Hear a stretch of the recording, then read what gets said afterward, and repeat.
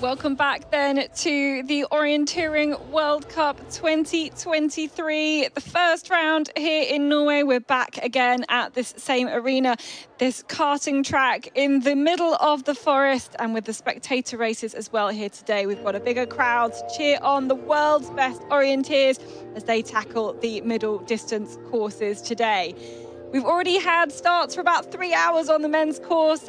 We've got loads of results already in. I hope you've already been enjoying watching the GPS tracking and the coverage of that one. But we are going to focus on the last few starters, those with the highest world rankings, where we expect to see our winners come from, before moving over to the women's race as well.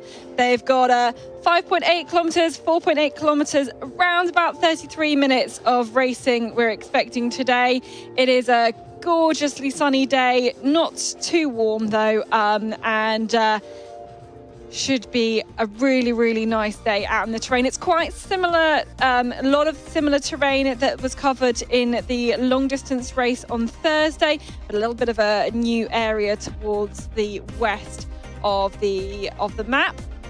You can see from our beautiful drone shots here, we've got a nice, good mixture of semi-open terrain where it's been felled here, and a lot of rock, a lot of beautiful white forest as well. They're getting a little bit more densely packed, a little bit harder, a little bit lower visibility kind of once you're between some of those hills. But on the top of these hills, it is gorgeous and very, very visible for the athletes to run around today. So you can see there, those are the details. The 5.8 kilometres for the men.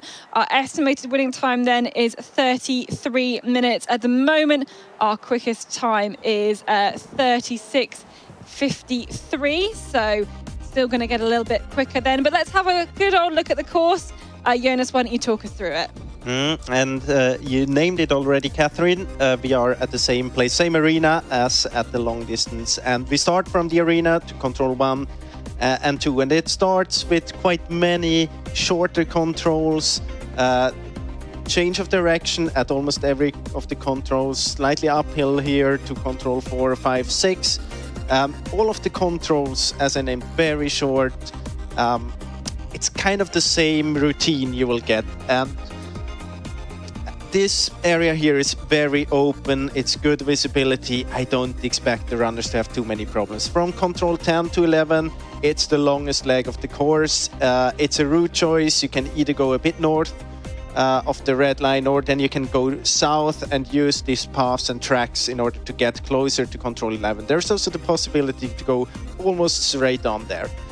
Then we got back into the same kind of orienteering as we had in the beginning. At control 14, vegetation changes a little bit. It gets a bit more dense, but still on the level that it's totally doable for the runners.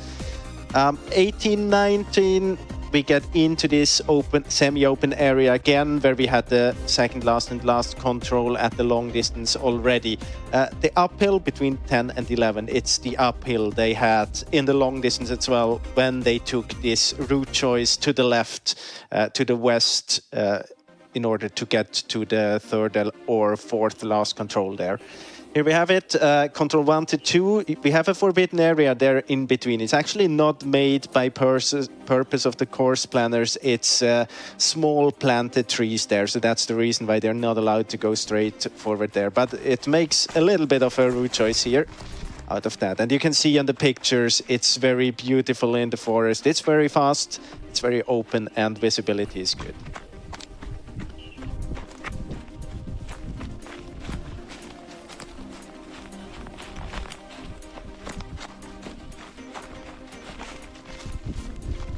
Yes, this is what it's like, passing those planted trees, and then as you can see on the tops of the hills here, just as a case of following the line of knolls all the way into the control. So this is the long leg. This is the one that's going to have the most, most interesting route choice, obviously, that we have. Yeah, and I guess we will see some. I mean, there are many different ways how to choose the micro route choices here, but I think we will gonna see the blue one and the red one. Maybe there's in the beginning the red one. You can go kind of towards the blue one or something in between, and then change to the red one as it is shown here. But I think it's either straightforward or a little bit to the east there. And what do the most of them seem to be doing so far? I mean, we have seen both, either the blue or the red one, but the fastest one so far is kind of this option we see here. It will change a little bit. It's very much depending as well on who the runners are. But personally, I think this green one, as we see it on the picture here, is very good because you get the climbing in, like you don't get such a steep wall at once. You get it in smoother bits, and it's maybe easier to push hard there if you choose this one. This is towards one of the last controls, as I said, a bit more dense vegetation-like, but you can see there are many features around the controls. I don't think it will be a big of a problem. You see here, it's a bit more dense. It's a bit, a few branches in the way, but still runnability is good and visibility is rather good as well. Yeah, shouldn't be too many problems there at all. So start list is done in groups today. So the last group is made up of the top 10 runners in middle distance races from the last 3 years, plus topped up by world rankings. They go in a random order, those last 10. And then before that, there's groups of 15 who also go off in a random order within those groups. Mostly based on world ranking, but the last runners, it's also based on previous results in the middle distance, if you want to get really technical about it. Here is our current leader, Breivik of Norway, who has come in fact, just a couple of minutes ago, or even coming into the finish now. Yes, I think this is, we are live with him now, so this will be our new leader, just going ahead of Axel Emblad. So Breivik into a new lead there, setting the time 36 minutes exactly. And of course, that will be the current time to beat, though. If we take a look then at the standings, those are the runners so far. Of course, really, it's only a very, very early indication of some of the performances, to be honest. I think we will see, of course, those runners going off right at the end, who will be the ones who will be most in contention. Jonas, I've asked you to pick out, as usual, your favourites. I did beforehand limit you to only 3, and you said, no, please let me have more than 3 favourites. Who have you picked out? I know that you have your boundaries, but I like to challenge them. So I picked actually 4 favorites for today. Maybe the biggest one is the winner from the long distance, who claimed the title as a favorite himself in the interview afterwards. Kasper Fosser, for sure. If you win the long distance and you prove that you're in shape, then you are at least on my top 3 or 4 list. Then I think I would also like to highlight Matthias Kiburtz and Gustav Bergman, just because they are very good orienteers generally, and I think that they have the speed to do well today as well. And my 4th one, I maybe pick a 5th one as well, but my 4th one is Martin Rikborn. He was so strong in the long distance, and he has proven before that he's good in almost every discipline. So I can imagine that he will do good as well. And keep an eye on Anton Johansson as well. Yeah, absolutely. Second place in the middle distance at the European Champs last year over in Estonia. He's starting quite early on in this whole race, so maybe one of those ones kind of to watch out for, to set a really good fastest time early on. And I want to talk about your first impressions of the courses today, Jonas, because you kind of thought maybe they could be a bit harder, maybe they're a bit too easy from what we tend to see on a World Cup round like this. Well, personally, if you ask for my personal opinion, which you're doing right now, yes. I think it's on the easy side. I mean, it looks very nice. It's very beautiful orienteering, but that's kind of the problem as well. If the visibility is good and the runnability is good, then it's not a very big challenge for the world's best orienteers to do a good race, solid race. That means I don't think that we will see many mistakes today, but it still means that it's very hard to be the fastest one, because I expect many of the runners to get through with almost no mistake, but that means that every second you lose can cost you, maybe a top 10 or a top 5 position. So it will be a very tight race. That's what I expect from this one. And then maybe kind of controls 14, 15, 16, it gets a little bit more dense, the forest, and then it changes a little bit. Do you think we could see, I mean, we saw Kasper Fosse win like 20 seconds right at the end of the long distance. So is it all about the physicality at the end of the course? Well, I expect it to be much about the physicality, but I think, I mean, we have two key things here in this course, as I expected, and one of them is 10-11, which is how can you handle this climb and how good can you go on pushing after it. I don't think the technical part will be the problem, but how do you manage this first time you get like your rhythm broken by the course. And then it slightly changes 14, 15, 16, and then to the finish, as you said, it gets a bit more flat, the visibility changes a bit, but I also think that after 20, 25 minutes, like the physical difference between the runners gets visible in the middle distance, and it's from there where they can do the differences. We have seen that in the long distance as well, where we had Kasper Fosse after this uphill just picking 20 seconds compared to the other runners, and I think that will be a key thing today from control 15, 16. Do you have the energy left? Yeah, well, we will wait and see. Here's Larry Sills in towards the finish. Looks like it will be a new top 3 spot for him, I think. Just going to go very close to the time of Axel Emblad. Just 1 second short there as well. So looks like a really good run for Larry Sills. I think much better than his race a couple of days ago on that long distance as well. So, yeah, I think we won't see too many mistakes, I think, from the top athletes. I mean, I'm sure looking at the GPS tracking for some of the athletes who've already finished their courses, we have definitely seen some mistakes, but those who want to win this race are going to have to go as clean as they possibly can, I think, on here. So we have this arena here. We have the start in the arena. Everyone's crossed this bridge in order to get to this point here where we see Håvard Sandstad Eidsmo standing. You can see he's looking at his compass, looking at that map, which is in position on the top of the table there. Then they have quite a decent run out, 170 meters towards the actual start triangle itself. And then the first basically descent down into control number 1. Of course, the athletes won't have known whether it was going to be an arena start or not. Obviously, different kind of organisers and course setters like to do the kind of like to surprise the athletes. I think we've had a trend recently of not having many arena starts. So now back, and you've got to cross over all this felled area to head out then towards the start. At the top of the hill, this arena, so descending down towards the first controls. This is control number 12 there. So this is the one before our second TV split.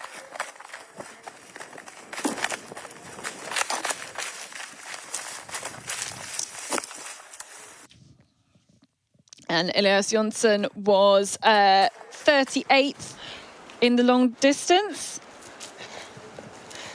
Huge teams from Norway and from Sweden as well. So quite a few runners not running both the days. People like Magne Daly, Gautasteva not doing the long distance. But here we have this longer leg. You can see that Jonsson is going a bit more to the left in a running direction, and it's taking this climb there. I think that's quite a good decision, because then you have this smooth climb and you don't get into the rocky part. But as you can see as well, I mean, the difference is very little. I think it doesn't really matter, even if you go more to the right. But you have to decide, and you have to do it quickly, and then you have to execute it, as fast as possible, of course. Yeah, it looked like Breivik was actually a bit quicker going up in amongst the rocks, but I would imagine that by the time you get to the quicker runners at the end, then or where everybody's a bit more even, then it would be probably better going not amongst the rocks. But here is one of your picks, Anton Johansson, and looks like he's had a pretty good start. Looks like this. We have many runners within 1 minute at the first TV control. I think at the moment it's 13 or 14 of them. Yeah, and that was 5 seconds. There he is. And then descending down towards control number 9. Here's the comparison. You can see that all of them decided to go just out a little bit to the right. You could also go straight and then you cut over the semi-open area there, but I think that's a good decision. You see that, I mean, there are the differences here really, they are physically. When we go to control 9, it's a little bit interesting. Now we don't see the control on the map, so maybe we can get back to that later on. Can we get that control? Yeah, but let's take Guillaume Elias from France in towards the finish then. Looking for a top 10 at the moment. Top 10 separated by just over 3.5 minutes so far.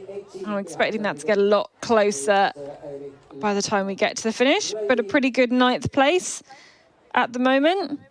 He's soon to be challenged by Loic Marty, his teammate in the French team.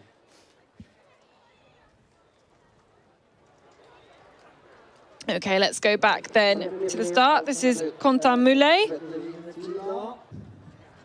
33rd in the long distance.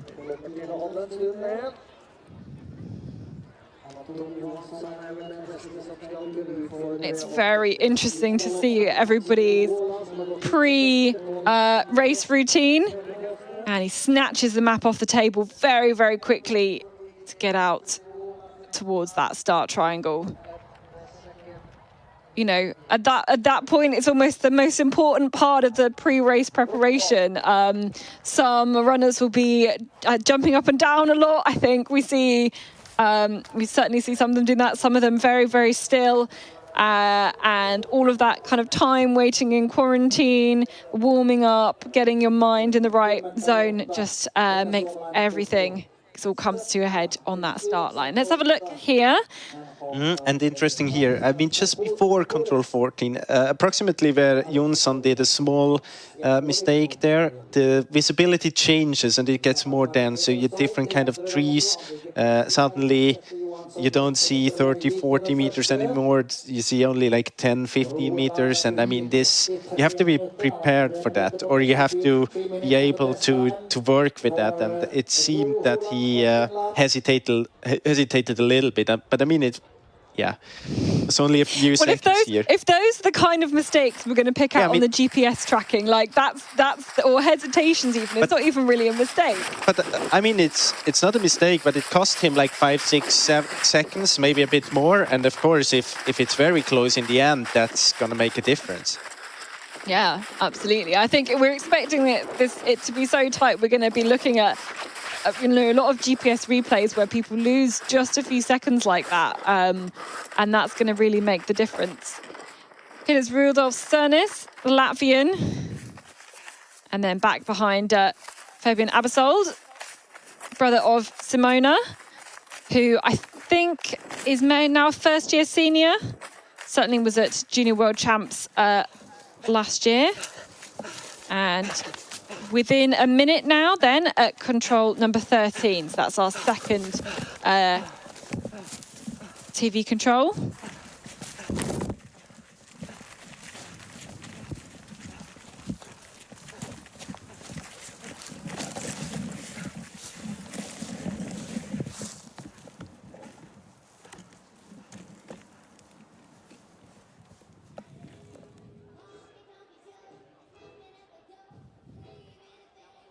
And here we have them. We see the route of Abersold in the red, and we see the comparison to Jonsson and Breivik. Yeah, so maybe a small, slightly off direction to number 8. Maybe that was a kind of an aiming off intention. But interesting to see he went the south route towards number 11. This is Mathieu Perrin, 19th yesterday.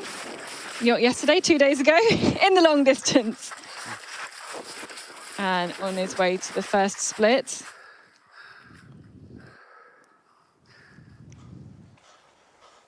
You've got to drop only about a contour and a half to get from 7 to 8. You can see he's just looking around a lot. You could see that he saw the camera and didn't really know where the contour is located.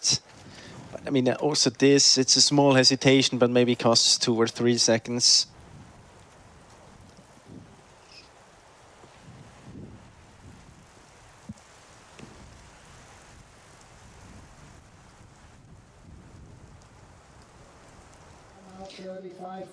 Okay, back then at the finish.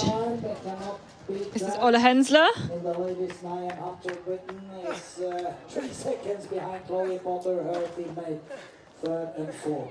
Only a few seconds behind his teammate Felix Spate. I think there were a few mistakes I saw out on his GPS tracking.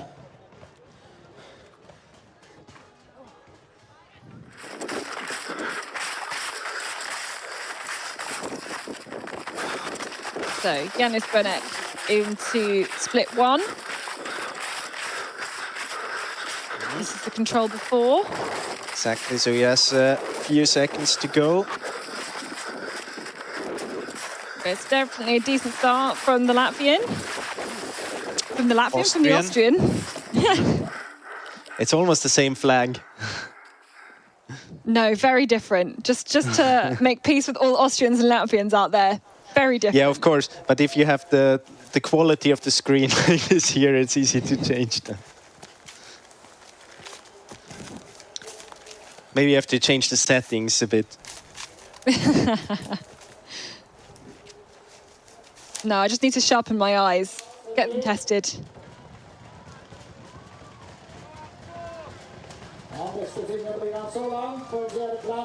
So Akseli Ruohola, you can see maybe a bigger time loss towards the start, then just dropping a few seconds around the rest of the course, but into 4th place then. So Akseli Ruohola was 18th and the long distance. Have a little look, different routes up the hill towards number 20. And I think we just get all the analysis afterwards, and our analysis during this broadcast will be just looking at those few little micro route choices, which are going to matter so much, you know, even more than in that long distance, I think, as well. So, but with the spectator races today, there's a good crowd out at the racetrack to watch our racers start and finish their courses as well.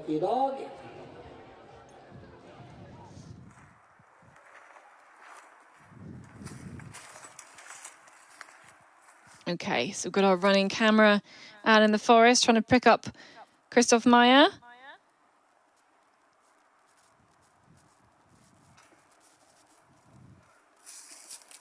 This is number 12 on the wet pit.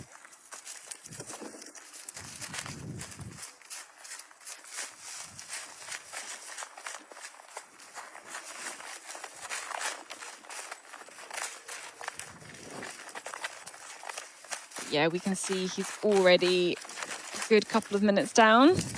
And if you look at the splits, you can see that he's losing time throughout the course. So maybe the difference just physically.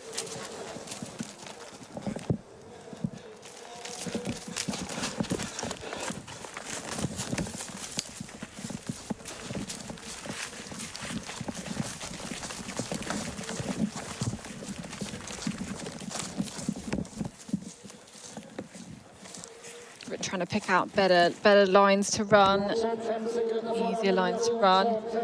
Right, let's head back to the start then. And the nature of the start list means that Emil Svensk, yesterday's silver medalist starts with 15 minutes to go before the last starter. I think we're going to be watching him closely, very, very closely around the course today.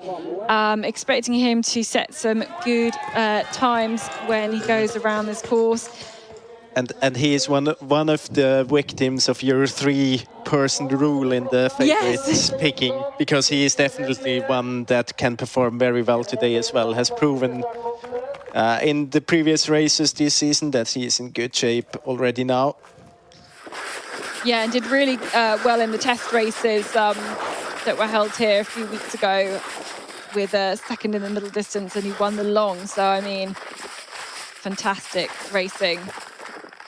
It's Havasandstad Eidsmo, and a lot of Norwegians up there at the moment.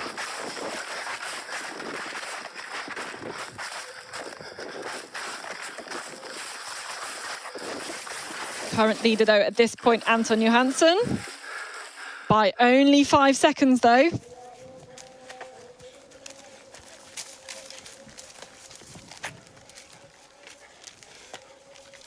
But it's so close there at the top. We've got 16 runners within 1 minute at that first TV split. Let's take Elias Johansson into the finish. He was... he lost he is time still leading here. at TV2, so he's lost some time. Yes, goodness me, that's quite a lot. Be interesting to see. So one of the runners who actually did mistakes here, maybe we'll get to see it in the GPS replay. Yeah, when you're looking at the map immediately, you can tell something maybe has gone wrong. Let's have a little look. And here it's the part you can see that he was hesitating a bit at control 15, then didn't have right direction out from the control. I think it was not really about the technical. I mean, in the circle he did a decent job, but it seems as if he wasn't really prepared for this kind of change of terrain when it's a little bit more flat and a little bit more green and visibility is a little bit lower. He was not really there when you needed to adapt your orienteering kind of technique. No, but I was very surprised that he lost the amount of time that he did. Just from what on the GPS doesn't look like huge mistakes, but I guess just not adapting to that terrain is how that will happen. So this is Luca Basse out towards the start triangle. His best result in the middle distance comes from back in 2015 at those World Championships where he took a silver medal.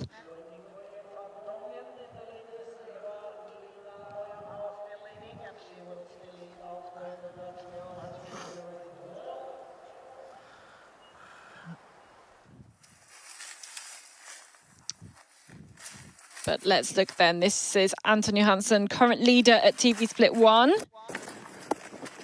But he has lost some time then towards control 13. Route choice.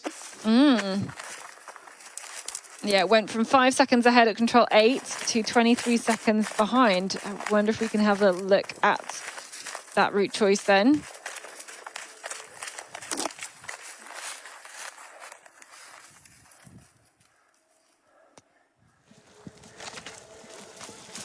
He's just springing through the terrain on his very long legs, making it look incredibly easy. You see it here, but it's Anton Johansson. You can see that he is going quite far to the south, and then he is more in this stony area, has to climb a little bit steeper there. Actually, it's quite similar to Breivik's. You could go a bit more to the north and maybe get a bit of an advantage. Possibly at control 12 he did a small mistake. Okay, here's Joey Hadorn, next out of the start, 5th in the long distance. He's got some great middle distance past performances, 2 wins in both Switzerland and in Sweden. And he saw quite a lot, I think it's fair to say, of Martin Regborn on his race a couple of days ago. Martin Regborn, who came 3rd. So here's Quentin Moulet.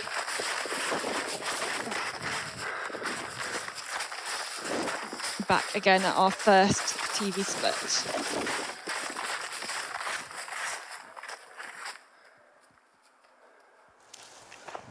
Only 12, 13 minutes of running so far.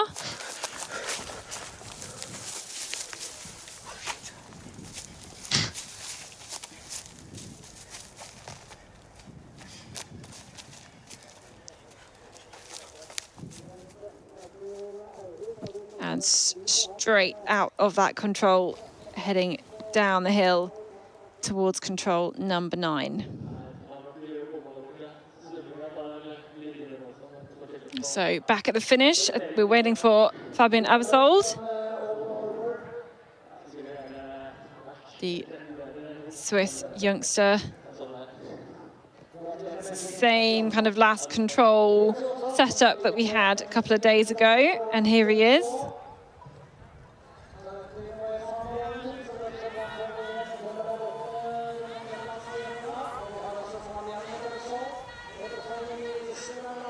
Also, he lost some time between first and the second TV control, and then also from the second TV control to the finish, about 1 more minute there.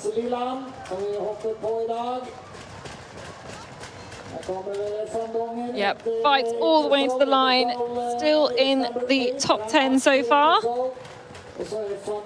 A shake of the head, a shake of the head. Maybe feels like he could have done better. Yeah, you mentioned those little time losses there. Let's see if you can see where those came. I can see that he's just not accurate enough with the direction, going a bit in a spaghetti form.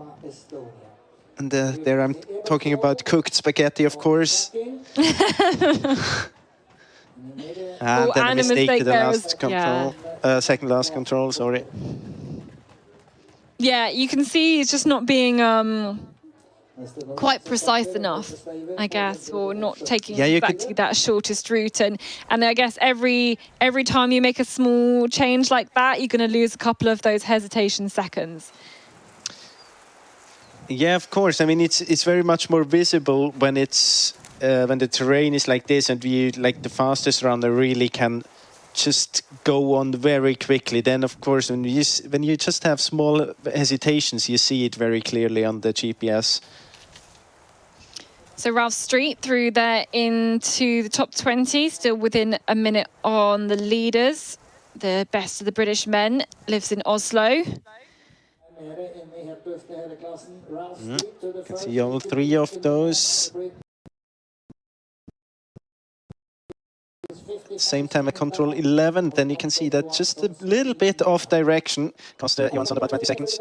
Yeah, looks like he left control 11 in a very we have to say that Breivik did a great job here from control 13 or even from 11 to the finish.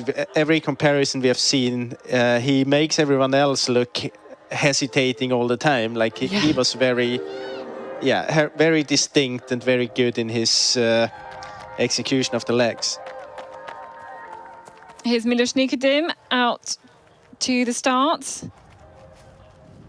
It's been a bit more up and down in his results more recently. Of course, we remember the win in the middle distance on home soil. Was it about 2017, 2018? 2018 it was.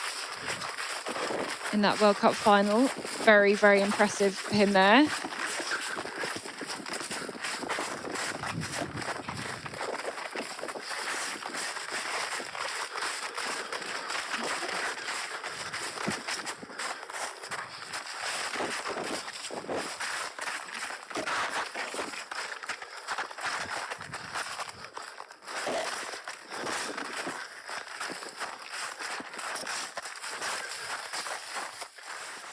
So, yeah, I was going to say, I wonder if Matthias Peter is a bit too high up. You could see him climb a little bit when we followed him there. But now descends into the control. Still within a minute of the leaders in that top 20. You do have to drop about contour and a half between controls 7 and 8. Seem to be pretty in control there. Go back to the start. here's Gauta Steva, who didn't run in the long distance. So he has his first time out on this terrain. But he had a good run at the Norwegian test races, finished third there in the middle distance. Yeah, maybe he's saving his legs a bit. How much will the long distance have taken out of people? And is that one day enough to recover, ready to go again for this middle distance day? I actually asked myself the same question. I don't think it will matter too much because it was just one run and not as we have seen in like championships when there is a middle qualification, middle final, then the long distance and everything. Like then it's a bigger difference to escape a distance. But I mean we have so few runners who have not been running this middle distance and this long distance, and they're not none of the very, very big favorites is among them. Maybe Gout is at least one of the two strongest runners who has skipped this one, and I can't imagine. I think they will, like the favorites, will be back and be very strong, even if they were running the long distance. Yeah, I think in amongst them, there's only Magna Daly didn't run the long distance as well. I mean, at the same time, you can talk about an advantage because they have been in the terrain here just around and they have seen this final part. This is kind of an advantage. Of course, I've been running before 90 minutes in competition speed is a bit of a disadvantage, but I don't think. But then this terrain is so familiar for these top runners who are very experienced. You know, we had the World Championships here 4 years ago. The year before that, there was a World Cup here. This is the third time in 5 years that we've been to Norway and this part of Norway on the World Cup circuit. Anyway, let's have a look at Emil Svensk then here. This is the control before the where we take his split. So he's got 22 seconds to get there ahead of Anton Johansson, who has been pre-warned into the finish. So we'll expect to see him there soon. And might not be the new quickest time, but maybe it'll be quick enough here for Emil Svensk.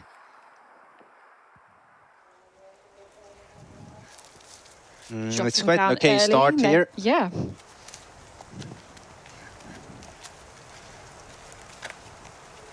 Yeah, I think that will more than do. Into third place, just 6 seconds off the pace and ahead of our current leader at the finish, so still Erik Langadal Breivik.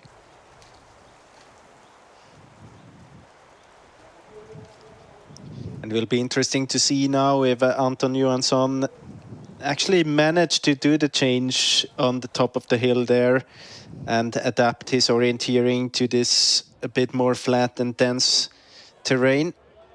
But let's have a look at Svensk here, because he made a really good start to the course into the lead at control number 1.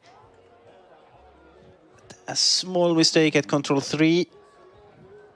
So to control 4, maybe a bit low in the terrain. Well, he's certainly got the speed. I think you can see that from those first few controls. And now we got control 9 here, so I can tell you about that one. Because when you get up there and you get into the circle, you have this stone there. From this stone, you really have to climb those 5 meters up on a small terrace in order to see the control. So if you just are lazy and run there in between the two hills and think that you're going to see the control, then you're going to lose 5 or 10 or 15 seconds because you don't see it from there. You really have to do the work all the way and climb those 5 meters. Okay, here's Luca Basse, that's control 7. You can see he was just a little bit hesitant, I think, coming off the top of that hill. We've got direction now then towards control number 8, which is where we get that split.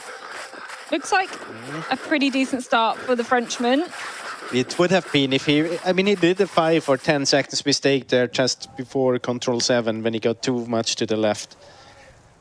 I think otherwise he could have been in the lead. Yeah, and speaking of could have been in the lead, very, very close here for Anton Johansson, but not to be. It is second place then for the Swede. One of your outside picks, not quite making it today. Just didn't seem to be quite as clean in the terrain as I think you're going to have to be in order to win it. Let's have another look, though, at these last few stages of the race. And I would really like to highlight again Breivik. He was really taking all the features on the way there, had great direction, and he was very distinct in executing it well. You could see the speed was brilliant on these last controls.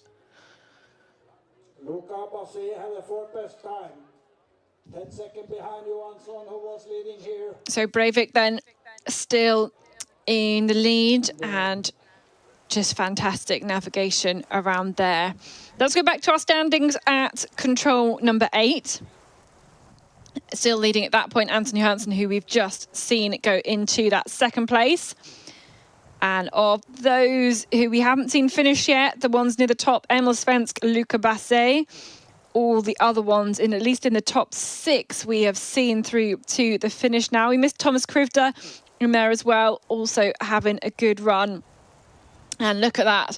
All those top 20, 55 seconds behind the leader at that point. And we can keep going down and down and down through this results list. It's so incredibly close, just seconds in it at that point. Here's Joey Hadorn, though. This is, again, that's the 7th control. Let's see what he is able to do. Running alone this time. You can see him just looking down that slope a lot, tilting his head towards the right. And it won't be a new leading time, but it looks like reasonably good at this point. Hadorn, he's such a strong runner. I think we'll see him, should see him do well on that long uphill leg, but he's a bit too high. He's realised that now. He's got to drop down off this cliff and punch that control. So top 6 for Hadorn at the moment, looking pretty good. And I mean, you named it before. We had this 20 runners within 55 seconds. And of course, if you do a 5 seconds mistake, as he did here now, this costs you about 2 or 3 positions every time. So you have to be very careful. And that's what I meant in the beginning. I mean, we have been talking about this for a while now, that maybe the controls aren't very, very difficult just to find. But you still have to do the work in a very good way in order to be fast. Every second can cost you 1 or 2 positions. Yeah, and if you're making that 5 seconds time loss at too many controls, then it's going to add up to be, a few minutes, basically. And then you're definitely out of the race there. But I think on hit number 9, that route that Emil Svensk took looks to be an optimal one. I agree, because otherwise you have to climb over the cliffs there, and you have to go all the way to the top, which is a bit unnecessary.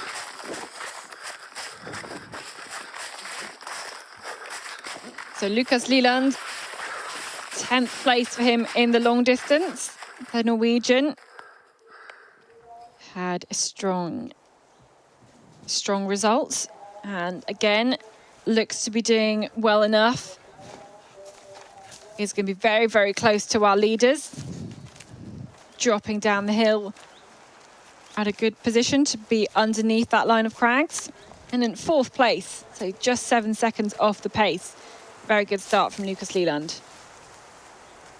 Nearly a good start from Lucas Leland. Once he gets up from that. No harm done, though. You see again this small mistake of Svensk at control 3 and at control 4 as well.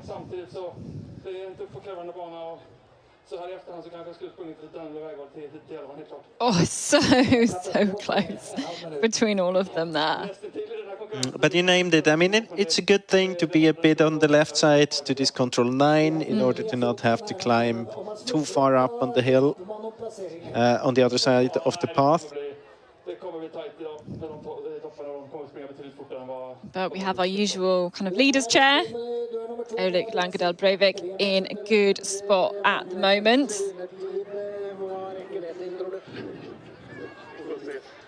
Here's Elias Kuka then at the start. didn't really have the best of runs on the long distance, I think by his standard, outside the top 30. He is the bronze medalist from the European Champs long distance race. Took a 10th place in the middle distance, the World Cup final in Davos, right at the end of last season. So I think will be one who is hoping he can make an improvement on his performance from a couple of days ago. Certainly making a good fast start out of the arena.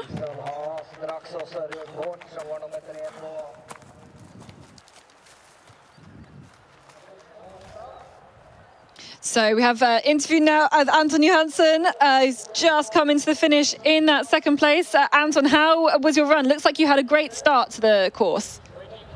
Yeah, I had a great start to the 10th control, and then I made a quite big mistake on the 11th, and had a quite bad route choice as well. And yeah, it's it's what it is. It's a tough course and a tough race, and a lot of good runners left to come. So we'll see how this will end up. It looks like a lot of the course is very, very visible, good runnability from the map. How was it actually out in the terrain?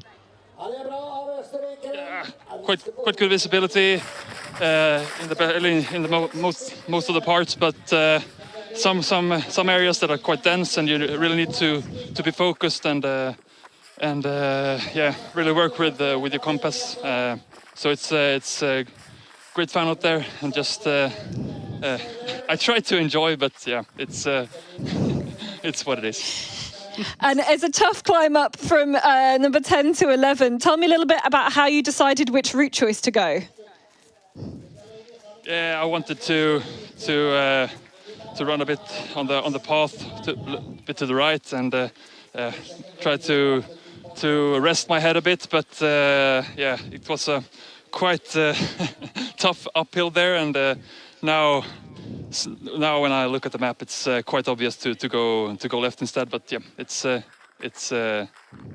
that point of time, it was the best in my mind, at least. So.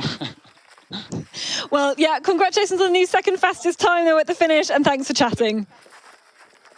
Yeah, thanks. Cool. New second time then from Anton Johansson. Let's head back out into the forest. This is Gautasteva.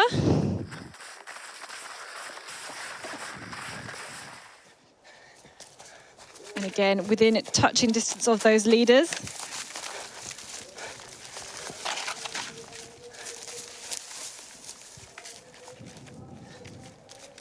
And this is a good finish.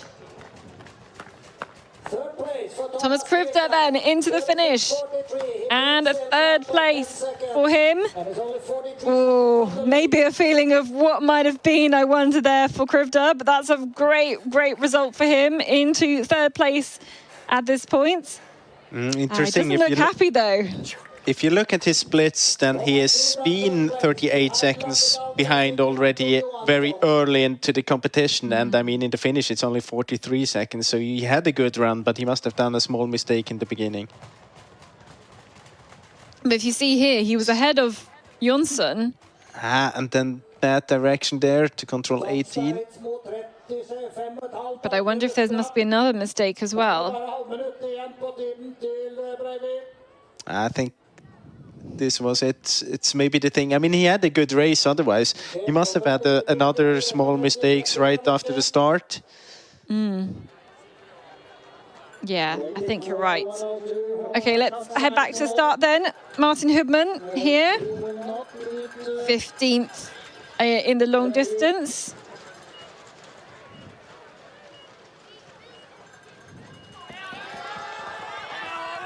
And ready to start off his run. Looks like he had a decent performance in that long.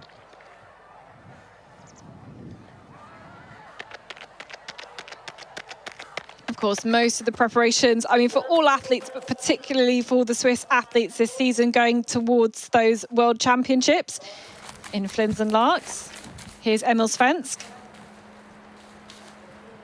catching up with him at control number 13. And this looks pretty good, I think. We could see from the tracking, he had really good fast times towards controls 1 and 2. A few small 5-second errors in the next section, but look, this looks very good from Emil Svensk. You can get the feeling already at the start that he has a good speed. He had those small mistakes at the 3rd and 4th control, but otherwise he would have been in the lead already at the first TV control. Is Eidsmo into the finish, into 7th place. He must have done a mistake in the end. You can see it on his reaction as well. It's only about 40 seconds behind, just at the pre-warning. Yeah, so some 20 seconds lost somewhere. I think at the Towards second the last end. control. Okay, let's take a look at Svensk versus Breivik and see where Svensk managed to get a little bit of a lead. You can see that he's heading towards this path and then staying on the left side of the red line there. I think that's the best way to go because you get quite a smooth uphill there. You don't get into this stony area. And you still have a few meters on the path in the beginning, as Anton Johansson was talking about. Sometimes it's very convenient to just get a few seconds to kind of relax in your head and just let the focus go for 10 or 15 seconds. Yeah, that's all you can afford. Here's Martin Regborn, 3rd place 2 days ago in that long distance. I'm sure one of the favourites for today's race as well. Okay, here's Luca Basse. Again, we saw him doing pretty well at the at our first TV split at control number 8, and this looks still really good for him towards control 13. Basse is having a fantastic run. Started just the 2 minutes after Emil Svensk. And our new leader here by just 4 seconds. So Luca Basse having a fantastic run.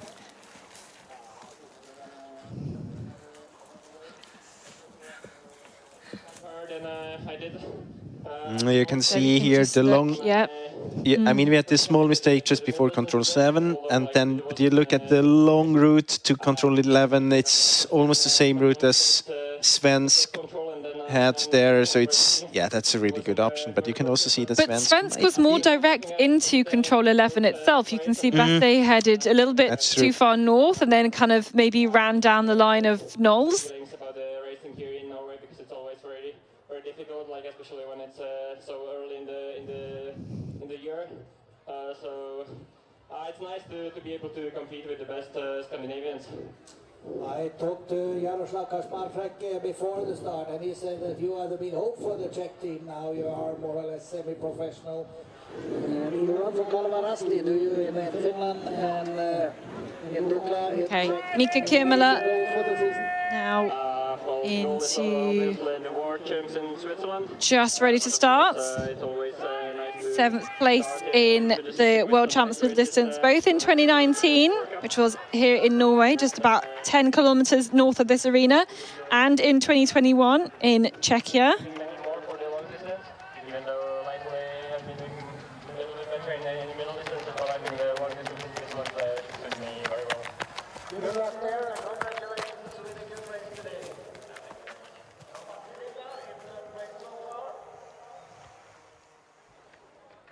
Okay, let's have another look then at some of our leaders. In fact, we've got 2 Svensk brothers in here. Yeah. You can see that Victor Svensk is not really having direction there. It's strange because he should be climbing up the hill. Of course, he is climbing from the stream a few meters, but then he should be going on there all the way up.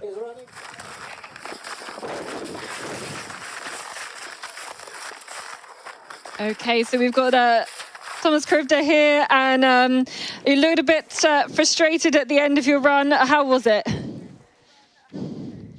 Yeah, of course, it's very frustrating to lose some time at the end of the race. Of course, I knew at that moment that I'm doing pretty well, but yeah, didn't manage to keep my direction and ended up a little bit on the left from the control and could cost me like maybe 20 seconds. I'm not sure. Also with a mistake to the first control. Yeah, there was a chance to run a little bit better, but after the long distance on Thursday, I'm very happy with the race. Yeah, can you take a lot of positives out of your performance as well? Yeah, well, I think the flow from the first control was pretty good. I was like very happy with my orienteering. I saw every important things under the line, and I think it suited like continental runners pretty well because the visibility was very good and the runnability was also quite decent, especially after the days earlier this week when it was super wet. There was snow in the forest, and the feelings from the trainings before the World Cup were quite bad. So I was like really worried about my races like at the end of this week. So after all, the runnability was pretty okay, and I think that was very good for us. Well, congratulations, Thomas, and thanks for chatting.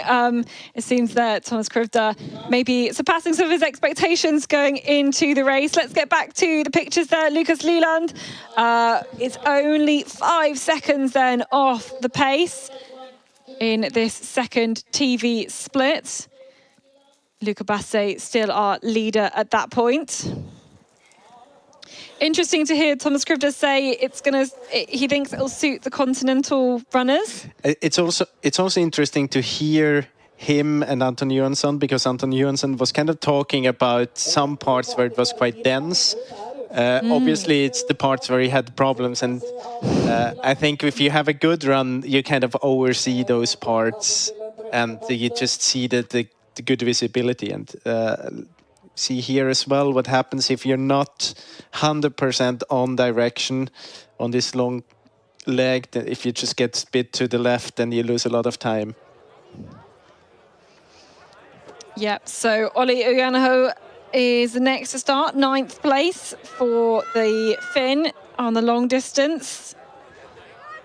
Maybe starting to cement himself as the best Finn in the forest. The contested title though, so ready for him to head out. And we do have a pre-warning then for Emil Svensk into the finish, so a couple of minutes time expect to see him at the finish. Can he set that new leading time? Current leader still Erik Langedal Breivik of Norway, but Olli Ujanaho gonna drop down there now into the start triangle, ready for his 5.8 kilometers of orienteering. We can maybe say that from the pre-warning where Svensk just punched, it's still maybe 3-4 minutes to go. So there's some orienteering left from there. Yeah, absolutely. Here's Elias Kuka. And so that's not the control where we get the splits, and we can see, yeah, look, he's already quite a considerable way down. If you think 57 seconds, we've got our first, still our top 20 in kind of within a minute, I think. Yeah, top 27 within a minute. So he's going to be maybe outside of that, dropping a lot of places very quickly. Really not been Kuka's best orienteering so far this competition. And yeah, he's not in control. Yeah, you could see just how close he was to this control and couldn't see it, I think, as well. That's the surprise. And now he needs to head much further to the right, I think. And I think it's also explaining a bit why he's 1 minute behind, because today you really have to do the work all the way to the control. Otherwise, you're losing. Oh, he did quite a big mistake at control 5, but otherwise you're losing like 5 or 10 seconds every now and then. It's just, you can't afford that today. No, you really can't, and he's dropped a long way down the list. Here's Ruslan Glibov, 6th place in the long distance, ready to start his run. Took a 3rd place in the middle distance at the World Champs in 2021.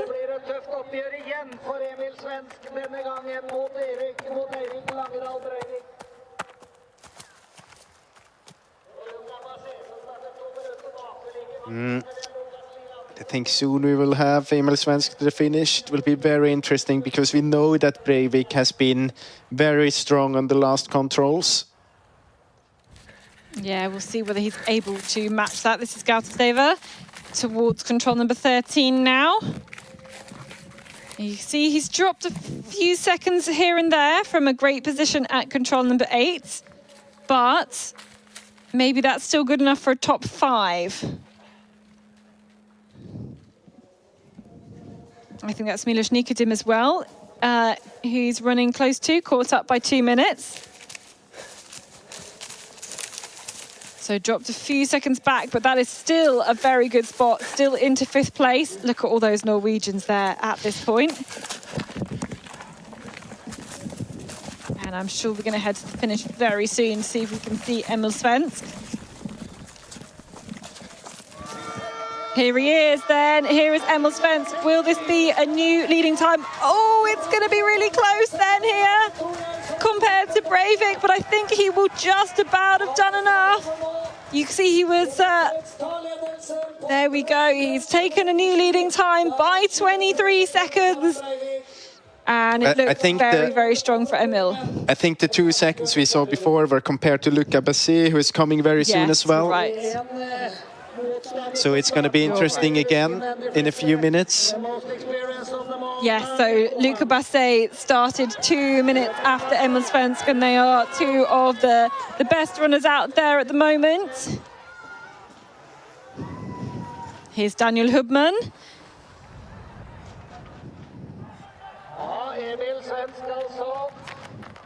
Just celebrated his 40th birthday.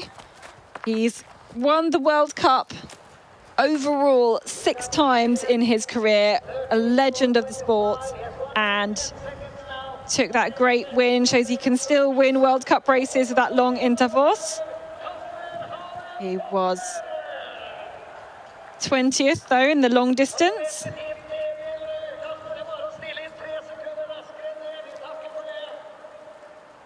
And Luca Basset we expected to see very soon, but from one Hubman brother to another, here's Martin Hubman.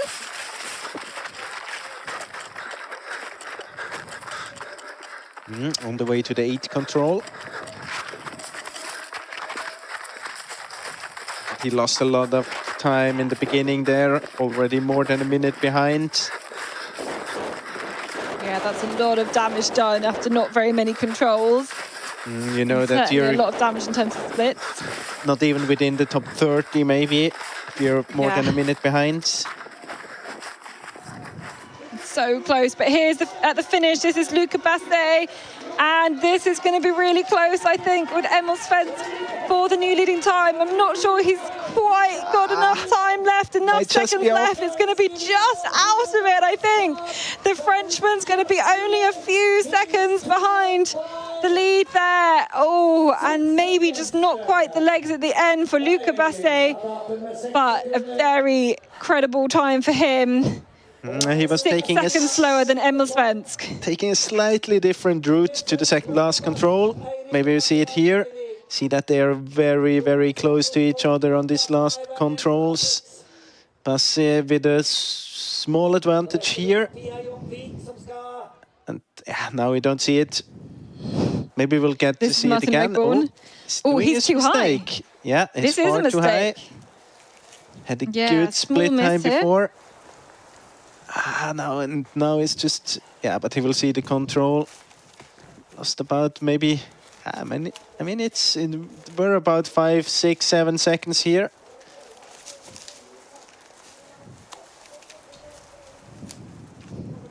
So again, the 2 of them, Basset and Svensk here in the comparison. Now a small mistake at control 17, and now look at the different routes here, not in the beginning, but at the very end here, Basset going a little bit more to the right.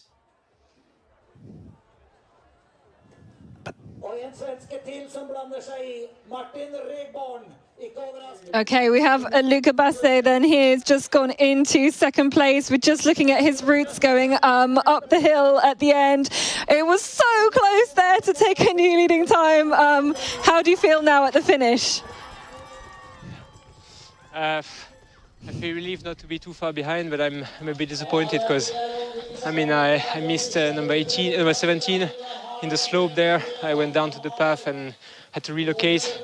The rest was quite okay. I had some hesitations, but yeah, I felt tough. You never know in those middle distances the speed you have, if it's enough, or it feels super slow when it's heavy ground. But yeah, I had a decent one, but a bit annoyed at this mistake at 17. But that's yeah, we'll see how the best ones can run. I think they can run much faster. Luca, on the way to the 17th control, why do you think you got off direction there, just there? I think I had a quite clear. I knew about where I crossed the stream in the halfway through, and then I don't know. I went on the slope and I felt that I saw some cliffs, small cliffs, and I thought that was the one just northwest of my control, but it was the one already to the right. I don't know. I think combination of a bit insecure and starting to be quite tired. So that's a classic mistake. That's something you shouldn't do. You know that you should be a bit more sharp towards the end, but that's what I didn't do. So it's a bit annoying. I should know better.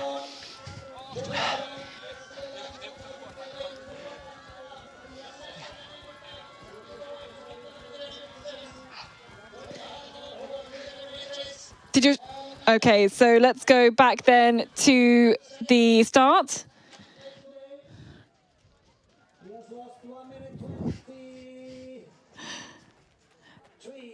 Joey had on there into the finish. And just inside the top 10 here.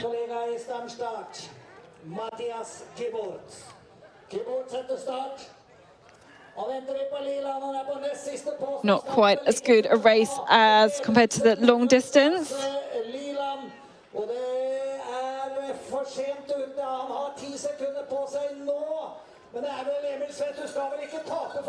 Losing time, I think, between controls 8 and then 11, was only 20 seconds down at control 10, and then losing a little bit more time maybe on that route choice as well. But let's look out for Lukas Liland now. So he must have lost time in the very end. Was very close to the others two, just at the pre-warning. Yeah, that pre-warning, he was only 8 seconds down, so maybe some small mistakes right at the end here. And we'll go, you can see how everybody's looking at the big screen here, but does go into 4th place. Definitely, I think, losing some seconds towards the end of the control. Just as Luca Basse was saying, it's where you get tired, you know, making just really small mistakes there. It's tough there. Here's Eskil Shinneberry then, in towards our first split.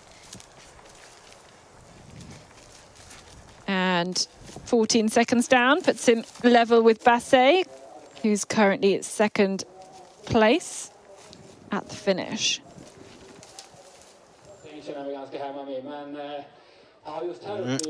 We have them again. Svensk Liland Basse and also Hadorn. Yeah, you can see that's where Basse dropped down to the path back yeah, up again. exactly. And then he was talking about those cliffs there where we thought that he was already north of the control. We will continue. Here's Matthias Gibberts out of the starts. Only 3 more runners to start after him. And Jonas, you named him as one of your favourites. Let's head back into the forest then. Here's Olli Uanho towards split control number 1. This is the control previously. And my goodness me, he's had a great start. Yes, indeed. I think he can be around 15 seconds ahead here if he executes this leg well.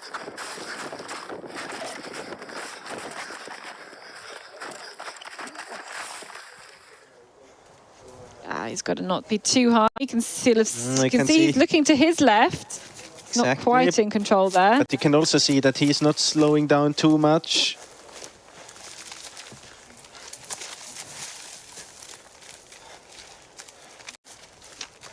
And yeah, you said it, 15 seconds. 15 seconds and that lead for Olli Uanho from Finland. Really, really great start. But to actually have that much time right at the start, that's pretty good. You can also see that Svensk had a great speed here in the very beginning, just a few meters ahead of everyone else. Oyana was quite equal to Svensk, but didn't do the mistakes at control 3 and 4. The first split, and we have a double lead for Finland. Olli Ojanao, 12:05. That was very good. Very good start here by Olli Ojanao.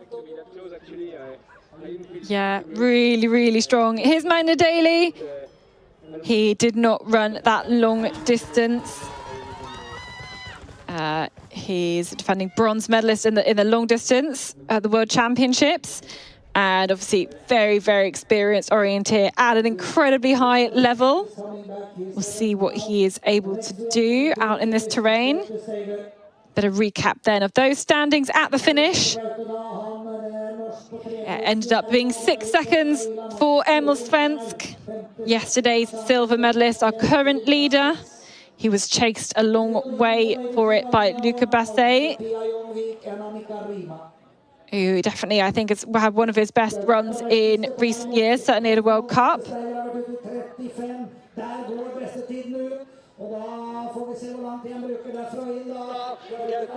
Okay, back towards the start now. Here's Florian Hovald.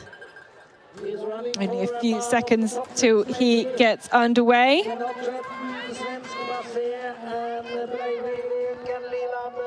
And we have one runner still to start after Florian.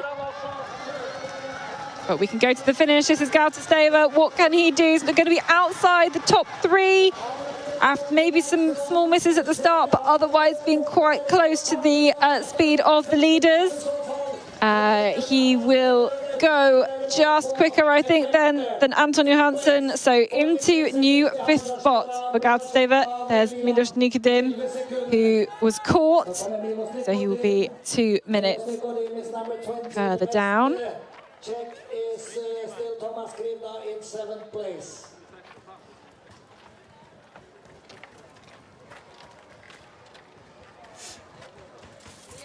So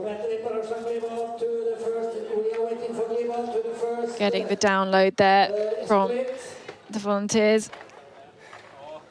He looks decently happy with that one. Here, though, this is Olli Ojanao then into... Sorry, no. Elias Kuka.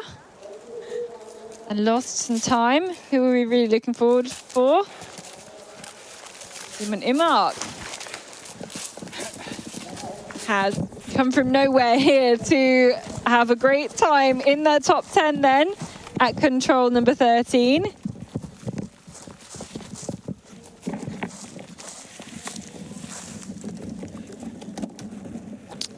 He has caught time, in fact. This is really impressive then for Simon Imark, and maybe we can see, we're live with Mika Kimmela, maybe this is where it was done, because he was 19th position at control number 8, 55 seconds off the leaders, now into 7th spot, so doing very, very well at that point. Of course, some quick runners haven't yet got to the second TV split though.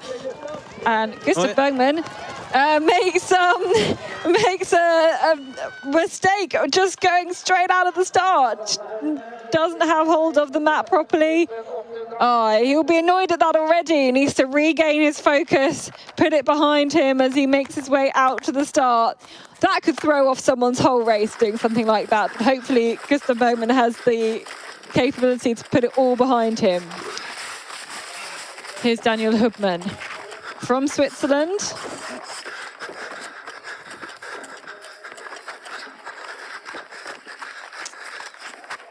Let's see where the splits put him. I'm not sure it's going to be in amongst the leaders. Here he is again, quite high up on this control. Hasn't quite spotted where he's going yet. You can see he's still even looking to the left. No, dropping down now. You know, when you come there, I think it's something that you could think there could be a cliff as well. to your left. So many of the runners just go there to double check it when they see it's not actually the cliff with the control. They just fall down to the right one. Because most of the runners... cliffs on the map higher up either. Yeah, I mean, you don't see many of the runners really slowing down there, but still you see many of them turning their head into this direction. So I think it's more about like double checking. It would be tough to have to climb up again, but if you're up there and have to fall down, it only costs you about 2 or 3 seconds. Okay, here's Kasper Fosse. He named himself as the favourite, the winner of the long distance, and he looks like he's dropped down nicely towards this control. Here he is. And will he go into a new leading time? He was slightly slower than Oyanaho at the pre-warning, but this looks good. It looks like it will be a new leading time then for Kasper Fosse, just the 4 seconds ahead. Let's have a look, see how it's done. Both of them really good. Oyanaho and Fosse, they're just together. Yeah, you can see that he has very good speed as well, Oyanaho. Just and if you think back, I remember that Oyanaho was one of the runners hesitating a little bit on the way in. Might just have been the seconds he is behind now. So here's Martin Regborn. Oh, and it's just that new leading time ahead of Luca Basset.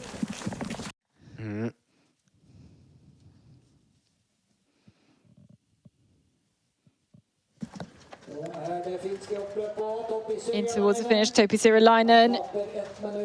Going to be just outside the top 10. Only a minute 22 off the pace. Current leader, of course, is Emil Svensk.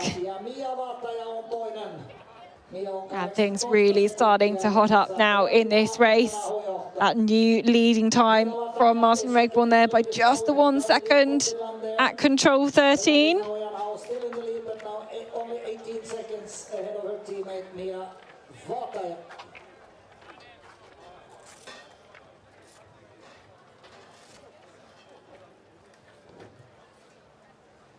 Ja, det är Regborn då, så väntar vi på Kirmola nu, så startar 2 minuter bak. We are waiting now for Kirmola. Ridefelt has lost, as it looks, a little bit to the first intermediate.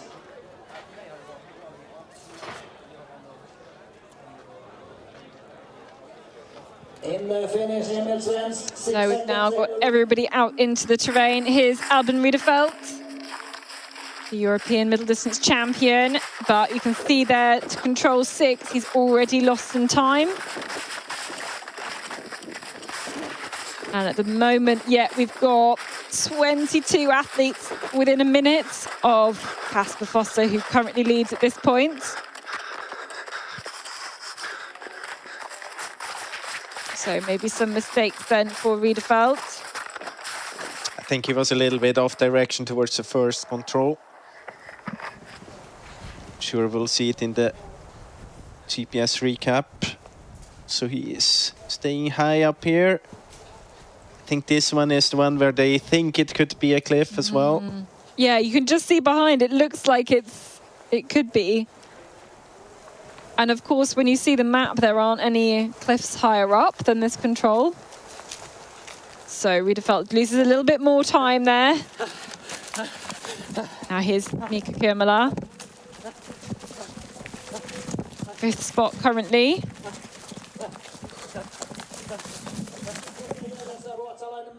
He was 3rd at our first TV control. And, interesting, going the other way. Yeah, we've seen that before as well. Let's see how if it paid off or not. Regborn a bit off direction there. But still faster than Kirmola. I think it was about 15-20 seconds faster to stay north of the line there. This is Kibbutz. Be interesting now to this first. Yeah, this will really be interesting. 21 seconds down at control number 6. Let's see what he manages to do to the control itself. There is some time to... I'm quite sure we'll see a replay of his GPS later. because there's a reason for those 20 seconds. Ah, okay. So it was 20 seconds at control 6, and now it's only 10. So he's got great speed through the terrain then, if he's catching up for quite a few seconds. If you compare to Kasper Fosse, though, our current leader. He did quite a big mistake to control 6. And of course, if I'm talking about a big mistake, then I'm talking about 15, 20 seconds. Yeah, we need to change our definition of big mistake. Esko Shinneberry then here to split number 2. Control number 13. He was 11th at the first TV split.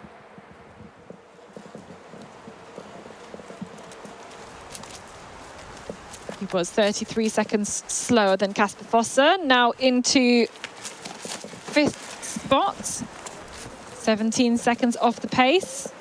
Not a bad job at all. And the next runner we'll see through this point, TV2, will be Olli Ojanaho. Current 2nd place at the first TV split. Let's have a look here. Regborn and Svensk. It's never a good sign if you get it so close up. And this is a mistake by Regborn. It's the same. It's maybe about 15, 20 seconds. And that's the second mistake for Regborn that I've written down. A mistake to 2 and to 14, I think. So not going to be his day today. He was a lead 2, but here's the standings at split 1.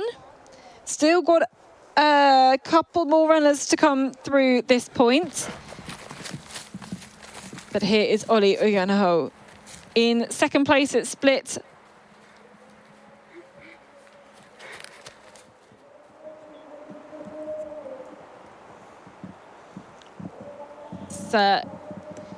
You said it before, Jonas, a little bit more kind of branches at head height here, slightly lower visibility, not too bad. Here he is.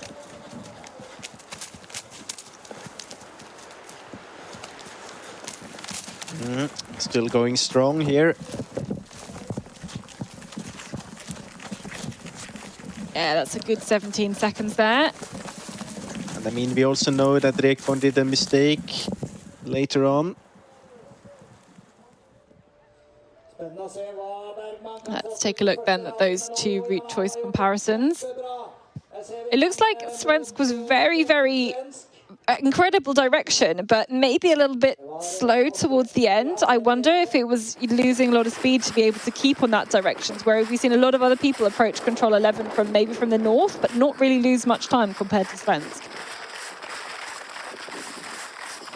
Be very interesting to see in some analysis later. Here's Magne Daly.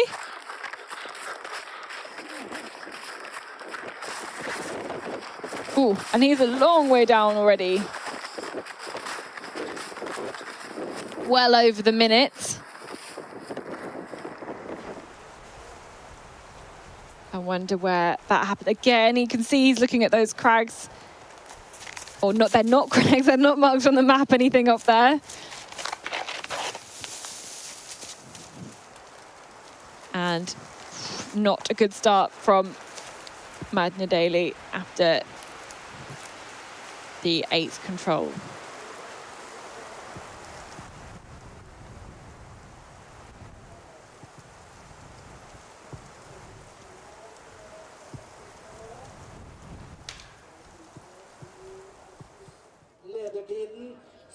Let's see maybe where that happened then. Yeah, you can see it here. I think he gets stuck in the green there, a bit unnecessary to go so far to the north. But it looks like at least Imar cannot threaten the leaders. A small mistake at control 3. And then you just get the feeling that the speed by Ojanaho is just 1 gear faster compared to Magne Daly. Yeah, it's too good. This should be Simon Imark here in towards the finish. It absolutely is. 14th place in the long distance. Racing hard here. Should be, in fact, it was 8th place for him there. 36 minutes and 47 seconds, equal with Victor Svensk. But this is Florian Hovald into the split number 1. Again, gone quite high. Looking, you can see everybody's looking for those, what is going above, just checking the controls not there.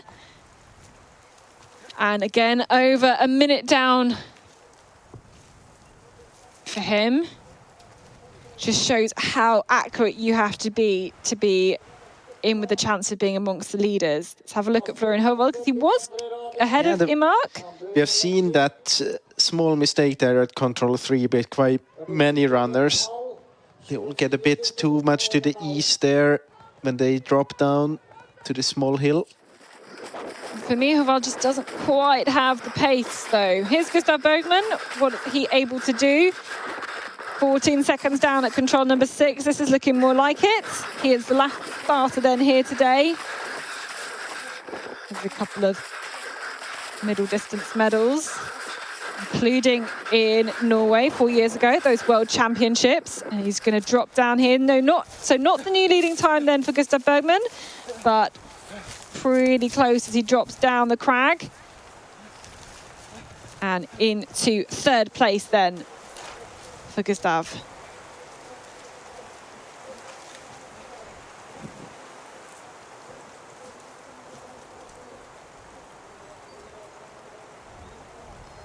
So that is everybody through at that point. Let's have a look at, that was a mistake then from Martin Regborn that we saw already. Elias Jonsson 9 and Emil Svensk 10. Den lilla Ambassé, Kinneberg, Breivik, Staver, Hadorn, Syrjalainen, Ebersold, Krivda and Lauri. So next one to the finish will be Regborn of those. We know Regborn has done a mistake at the back end here. So now we are live with Kirmula, means that Regborn should be in the finish very soon. Yeah, I think we've got about a minute before we see him. Emil Svensk still sat in that leader's chair, just 6 seconds quicker than Luca Basset here. Here's Kasper Fosse. So the leader at TV split number 1, the winner of the long distance, 44 seconds? How has he gone 44 seconds quicker? I mean, you have seen him in this uphill already at the long distance, so you shouldn't be that surprised. Well, I am. The man's a machine. And let's see if we can get the time check then at control number 13. I'll be interested to see which way he did take that long route choice leg. I'm sure he'll have gone, I'm guessing he's gone north of the line, but there he is. New leading time by 40 seconds. Here's Martin Regborn then at the finish. It won't be a medal today, I don't think. As he crosses the line, he does go into 3rd place here. But I think too many small mistakes on the course today.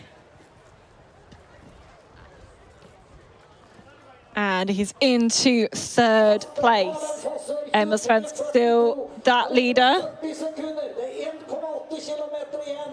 Has a chat to his teammate. I wonder which control he's looking at. Maybe they're talking about control 14. Yeah, they could well be. He wasn't quite down in the slope enough. I think it was too far west and just overshot the control. Standings though at split 1. So that's control number 8. And you can see there are 25 athletes within a minute of Kasper Fosse, who's also just taken the lead at the 2nd TV control. Here's Martin Hubman. I think has lost time towards the end here. Yeah, definitely. In the middle of the course, I think somewhere at the long route choice.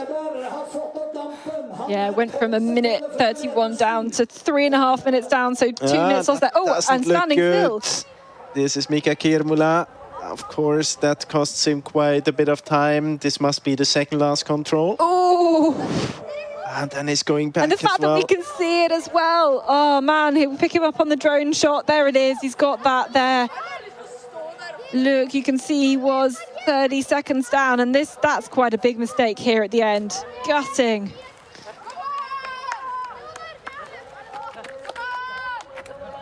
And Kimmler already late for the time of Emil Svensk, but he was 31 seconds down. I think it's going to be a lot more now as he comes through towards the finish.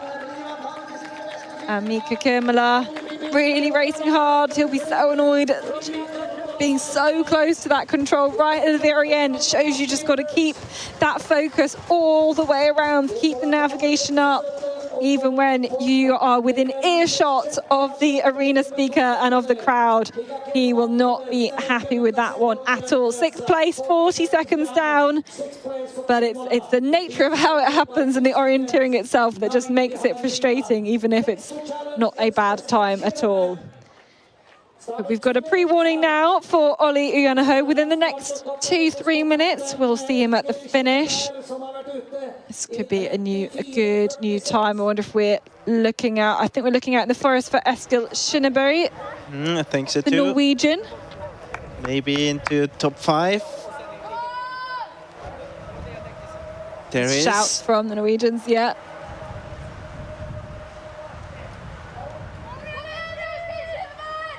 Here he is then, 30 seconds to make it towards the finish.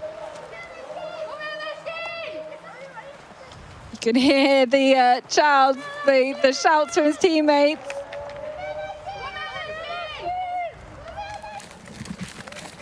But he's not going to set a new leading time, certainly. So we can follow Albin Riederfeldt. That's not Matthias Kiberts. But he should be somewhere around. Here he is. There he is. So he's caught up Albin Riederfeldt. It'll be a good feedback then for Kiberts. Here's Eskil Shinneberg then in towards the finish. He's looking for a top 3 spot though here. He's got to work hard for it. I think he's going to go just ahead then of Martin Regborn. And he does. So Eskil Shinneberg into a 3rd fastest time. Looks like a pretty strong one for him. And Matthias Kiberts then into 2nd place. Still the 10 seconds. It's the same as it was at the first TV control. It is still the result of the mistake at control number 6. So very good speed here as well for Kiberts. Yeah, matching that of Fossa. And I think we'll take Ujanaho to the finish very soon. Looking out on our drone shot for the white and the blue of Finland. Can't spot him yet. I think he's coming more for the left. But he is a bit off direction. There he is. Yeah, he has gone well off the red line to get to this control itself, just from looking at the GPS, not going very direct. And I wonder if he lost too much time there. Yeah. Could still be good enough. It'll be very tight. This is going to be incredibly tight. I thought he would have made it. It looked like it was going to be a new leading time, and now I'm not so sure as well. This is actually going to be really close, I think, here. And I feel like that route up to control 19 just was not good enough, because he's only got 15 seconds to make it towards the line now. He's working really, really hard here, pumping those arms. And it's going to be so close to see if it's a new leading time. He looks really closely towards the line, but the seconds are ticking by. He's 3 seconds too slow, 4 seconds too slow, and I'm convinced we need to see a GPS replay of the end, because I know it was definitely that should have been a new leading time. Definitely too far off to the east on the way to the 19th control. He had to go on almost 30 meters in a 90 degrees angle there. And maybe a sigh of relief for Emil Svensk, because we should have a look. These are the top few runners now. You can see it still looks good for Ujanaho. We also know that Basse is doing a mistake to the 17th control when he gets too far to the south and does this parallel mistake with the cliffs there, right there. I'll take a look at Ujanaho. He's getting way too far to the north from here compared with Emil Svensk. Then even going around this cliff there. Yeah, that was he was so close, so close. It's so close. That's absolutely gutting there. That route up that hill. I think some relief there from Emil Svens. He's still in the leading chair, but we do have the pre-warning for Kasper Fosse. Still 4-5 minutes before we expect to see him. And the confirmation. These are the standings, current standings then at the finish.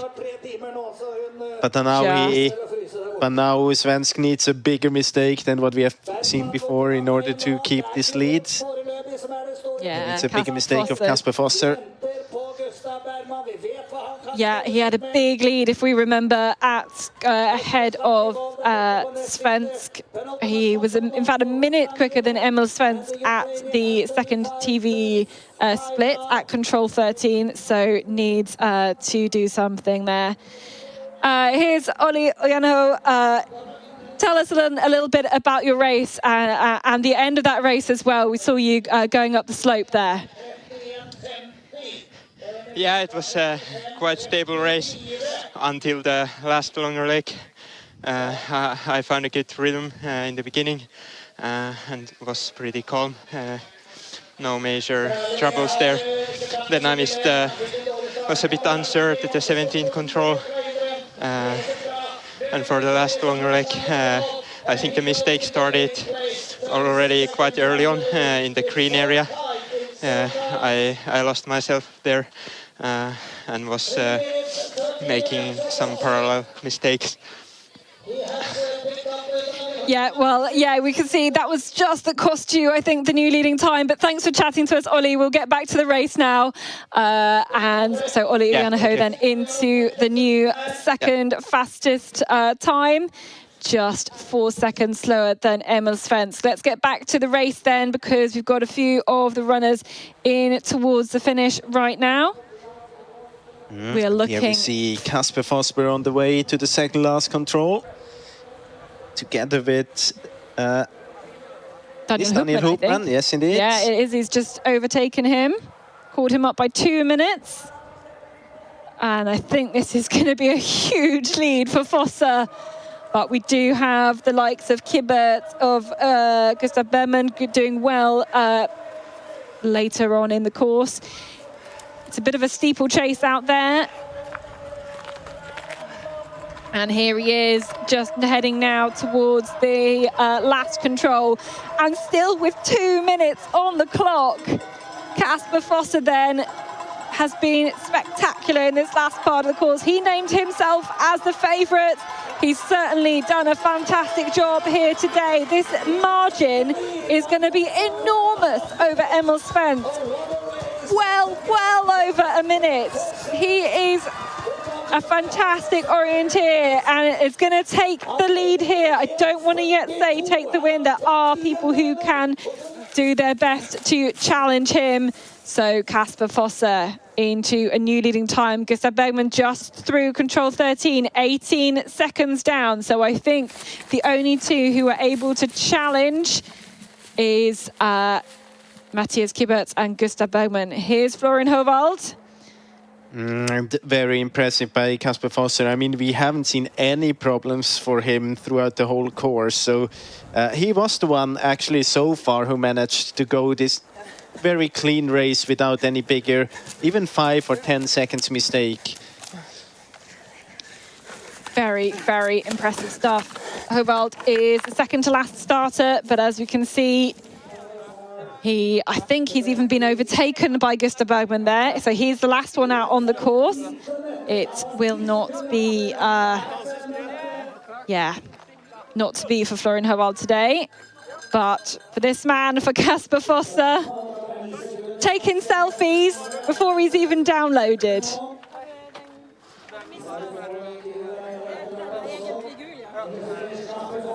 So he now has to wait for another 5, 6, 7 minutes or so to see if that will be a double win for him and for Norway. Let's have a look then at Fosse. We haven't seen much of his route so far. Let's have a look on this climb up here. Look how he's just taking meters out of everybody else there. You can also see that Kibert got a little bit stuck there when he got a bit more to the south in this rocky area. But then he had a good entrance to control 11.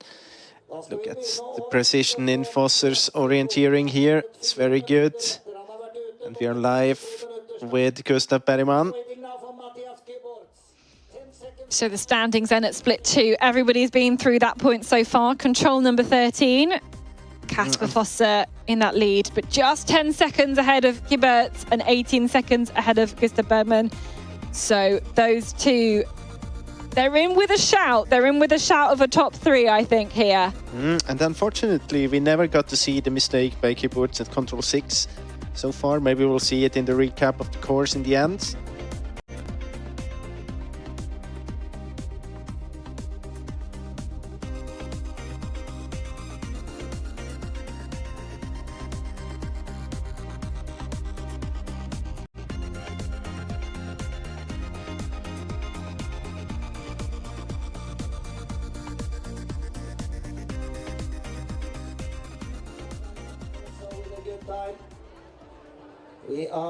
And now we're waiting for Geberts. I think you see him there.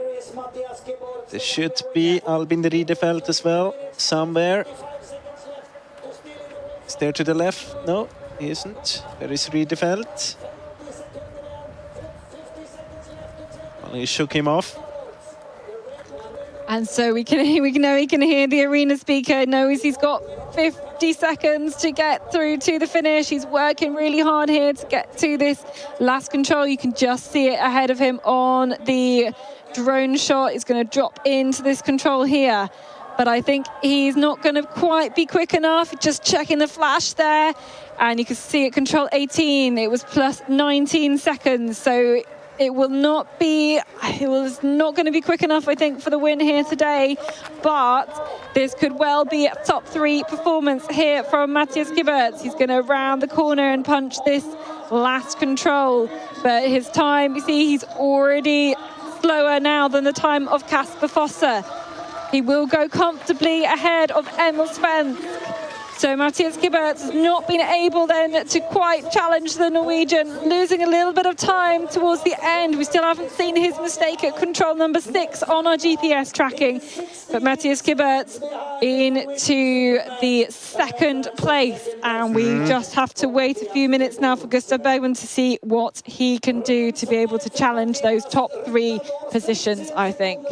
And I think, I mean, if you look at the whole course, you can say there were 2 runners having this extra speed today, so far at least. And if we would count out this control 6, I'm quite sure it would be very, very close between the 2 of them. Then I think we would have been within 2 or 3 seconds difference.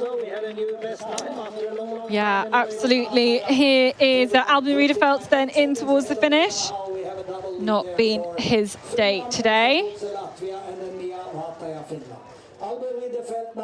But just outside the top 20 for him. So we wait. We've got Magnus Daly, Florian Howald and Gustav Bergman out in the terrain.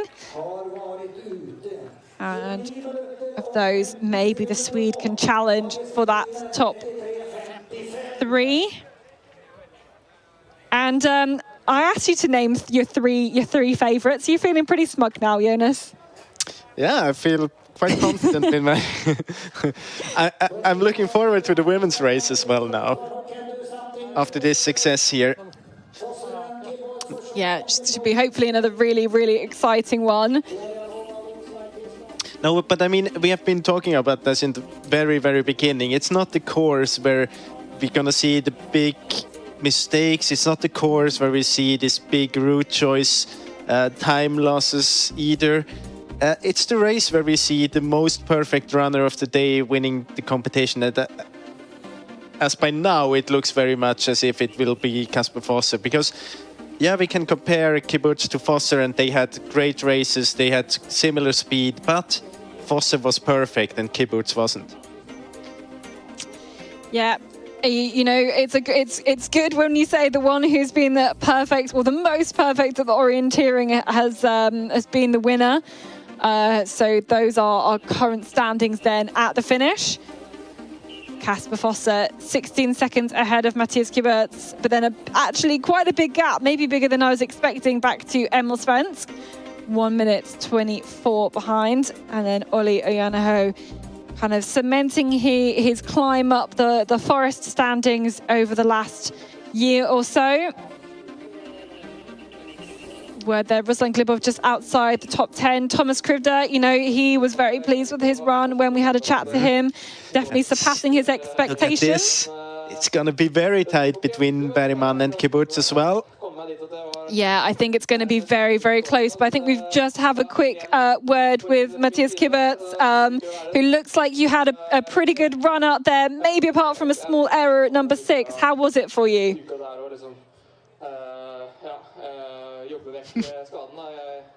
Oh, no, we will try and get an interview with Matthias Kibbutz. Not quite yet, though. We might look and see if we can see Bergman into the last control here. So we're live with Gustav Bergman on the pre-warning now. Really, really close there with Matthias Kibbutz. He just doesn't want to get too stuck in this marsh. And it's important for him to not get away too much to the right of this red line here. We've seen runners before that lost a few seconds when they got in between those two cliffs there, or then even further up. Yeah, and then you've got the vegetation lines as well. Yeah. Okay, so Mander Daly then here into the finish. He's lost time. I think you can see there on the right-hand side of the screen throughout the course that here is the last control.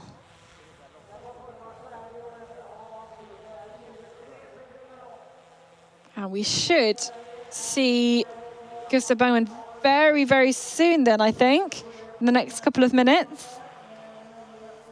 As Mander Daly kind of picks his way across this felled area, across this bare rock as well. Okay, so we can have a quick word then with Matthias Kibbutz. It looked like a pretty good run for you, maybe apart from number 6. How was it from your perspective? Yeah, I think, as you mentioned, small mistake to number 6, a bit too much to left. But yeah, otherwise it was a good race. I had a nice feeling. Yeah, that's how I like to do orienteering. Nice terrain, good course. Yeah, happy with today's race. Yeah, it looked like you were able to keep the flow fairly good and the physicality up as well. Yeah, I think so. Today I felt really strong physically. When I caught the Albin Riedefeld, I felt I had higher speed, and yeah, it was nice to push hard through the forest today. So yeah, it was a good one today. Well, congratulations, Matthias. We're going to go back to the pictures now because Gustav Bergman is coming towards the finish now, and he is looking to be close to the time of Kibbutz then. So we just will see him pick his way up to the last control. He's certainly going to be slower. I don't think he's fast enough in order to beat Kibbutz. Might have lost a little bit of time here on the last meters.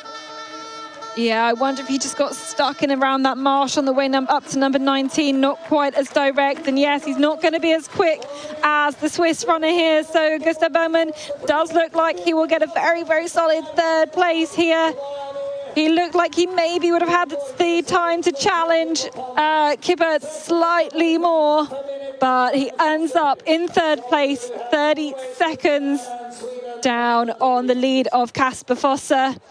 So maybe some small time losses, I think, there in the end, but he should be pretty happy with that. Up from 7th place in that long distance, managing to take that course pretty well, apart from the end. I mean, we kind of talked about it before the race. It's going to be those last few controls as the vegetation changes slightly as you're going uphill, as people are getting slightly tired, where I think we see, you know, some of those seconds just play out in favor or to the disadvantage of other runners. But I think in Gustav's case, he lost a bit too much on the long leg. 10-11, he was only 9 seconds behind at the first TV split, and then at control number 11 after the long leg it was 28 seconds, so there in between he lost about 20 seconds. And of course it's not very much, but if you're 30 seconds behind in the finish, it's 2/3 of your time loss, so it's quite a bit anyway. So let's take a look now at the GPS, and here we will see hopefully the mistake by Kibbutz to control 6 start. very fast by Emil Svensk and also by Olli Ojanao. Then we had these small problems here at the third control and at the fourth control by Emil Svensk. You see that he's dropping behind, and now take a look at Kibbutz. Kibbutz was in the lead at that point. 6. Yeah, just overshooting the control, having to go back and losing about 15, maybe 20 seconds there.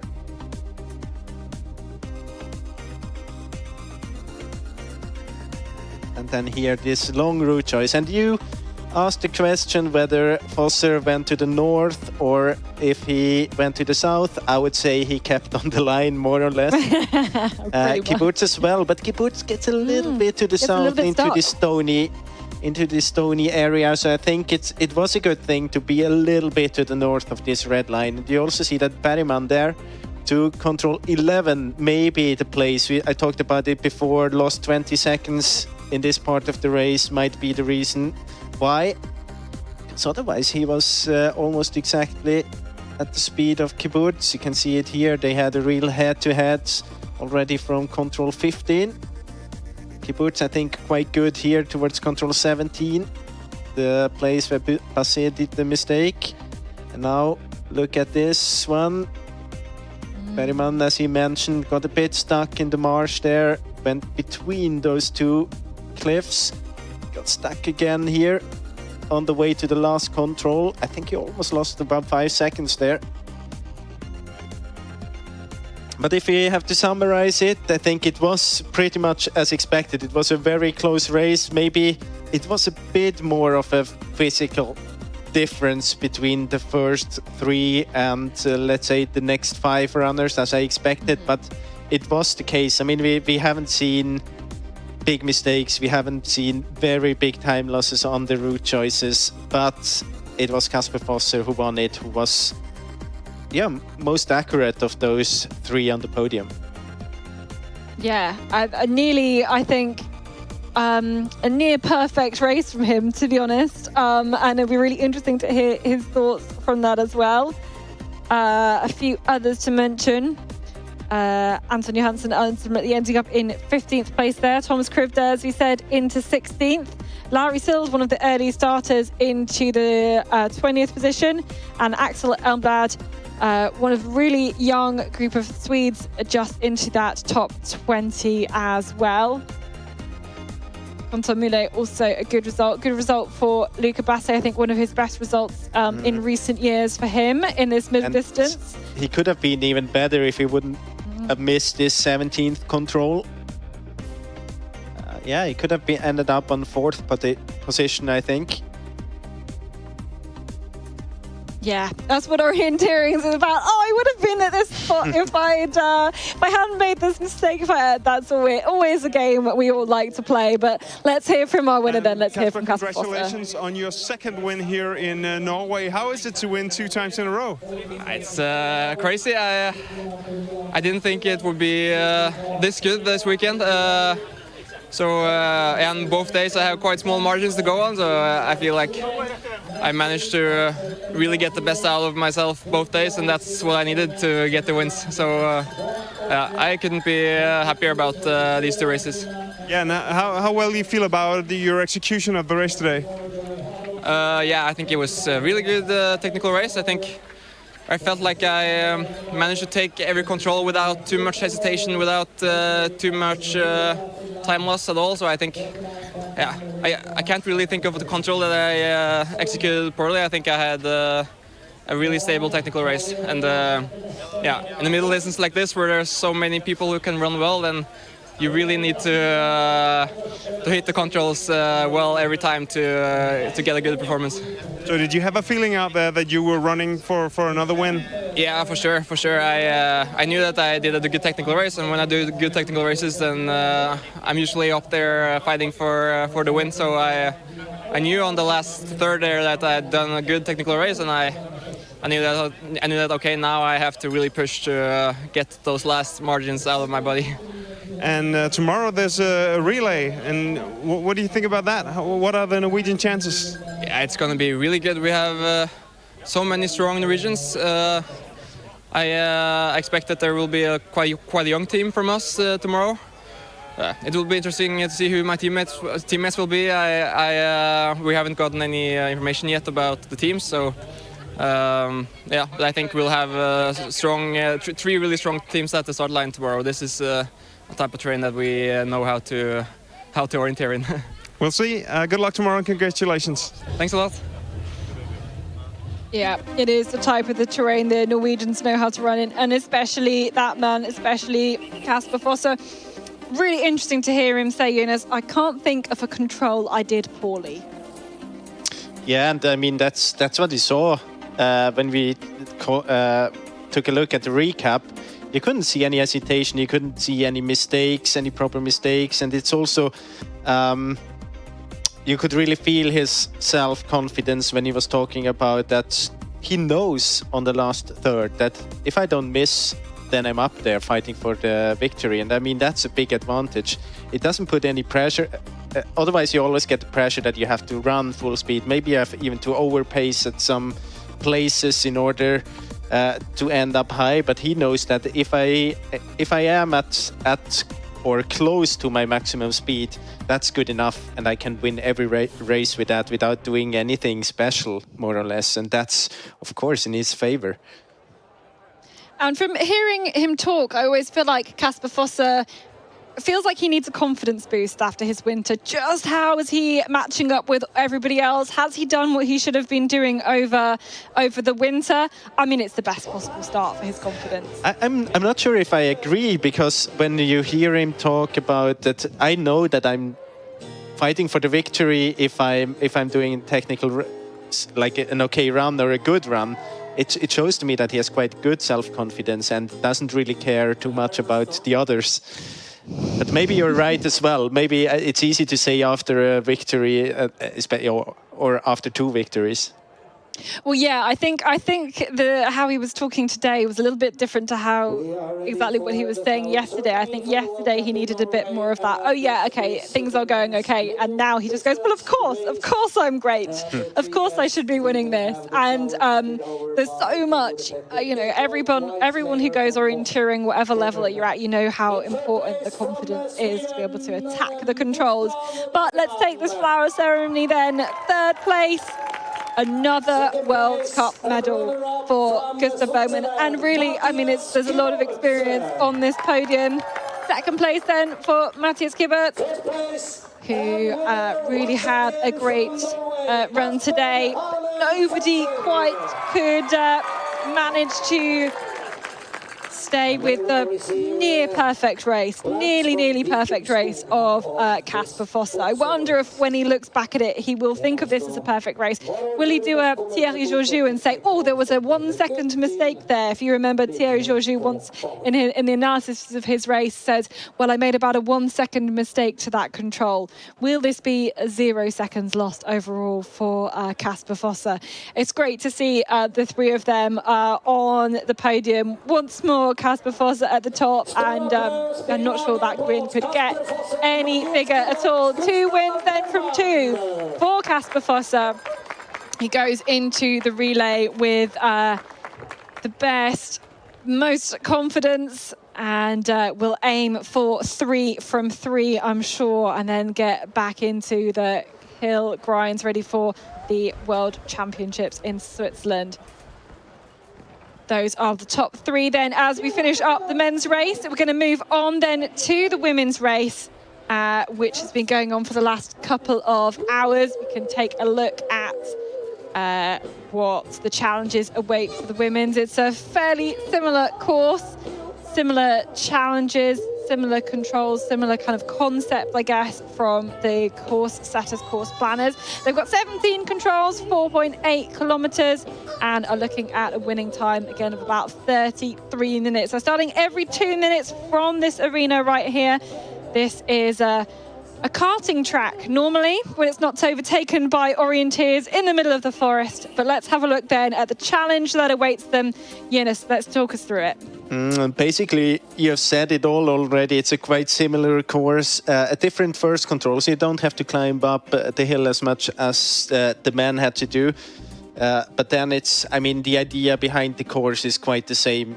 We get these shorter controls here in the beginning, get a small loop here, first TV control at control 5. This is an area where it's a bit shorter compared to the men's race. Then we got over to the 6th and 7th control, and from 7 to 8 we have the long leg. It's exactly the same. Yes, indeed, it's exactly the same as we had in the men's race. So I expect the same outcome here. It's either very close to the line or a little bit north that I expect to be the fastest. We have seen many of the runners in the men's race getting a bit too far to the north when you get close to the control. They have to be careful with that. Then at control 11, slightly change of vegetation, a bit shorter course, 14, 15. So they have it a bit more in this green area. And then 16, 17 back to the finish, the same as the men's course.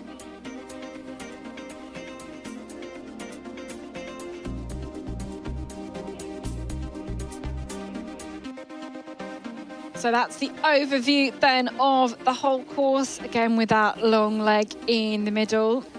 I think we're going to break down then some of the different routes that they've got to contend with. Again, I think we'll expect to see a few mistakes from those at the top. Our current leader, Anna Hattia, has gone around the course in 39 minutes and 29 seconds. But we've got maybe a couple of people on the way, going to maybe see if they can challenge that one. Let's break it down then. This course, this control number 1 to 2.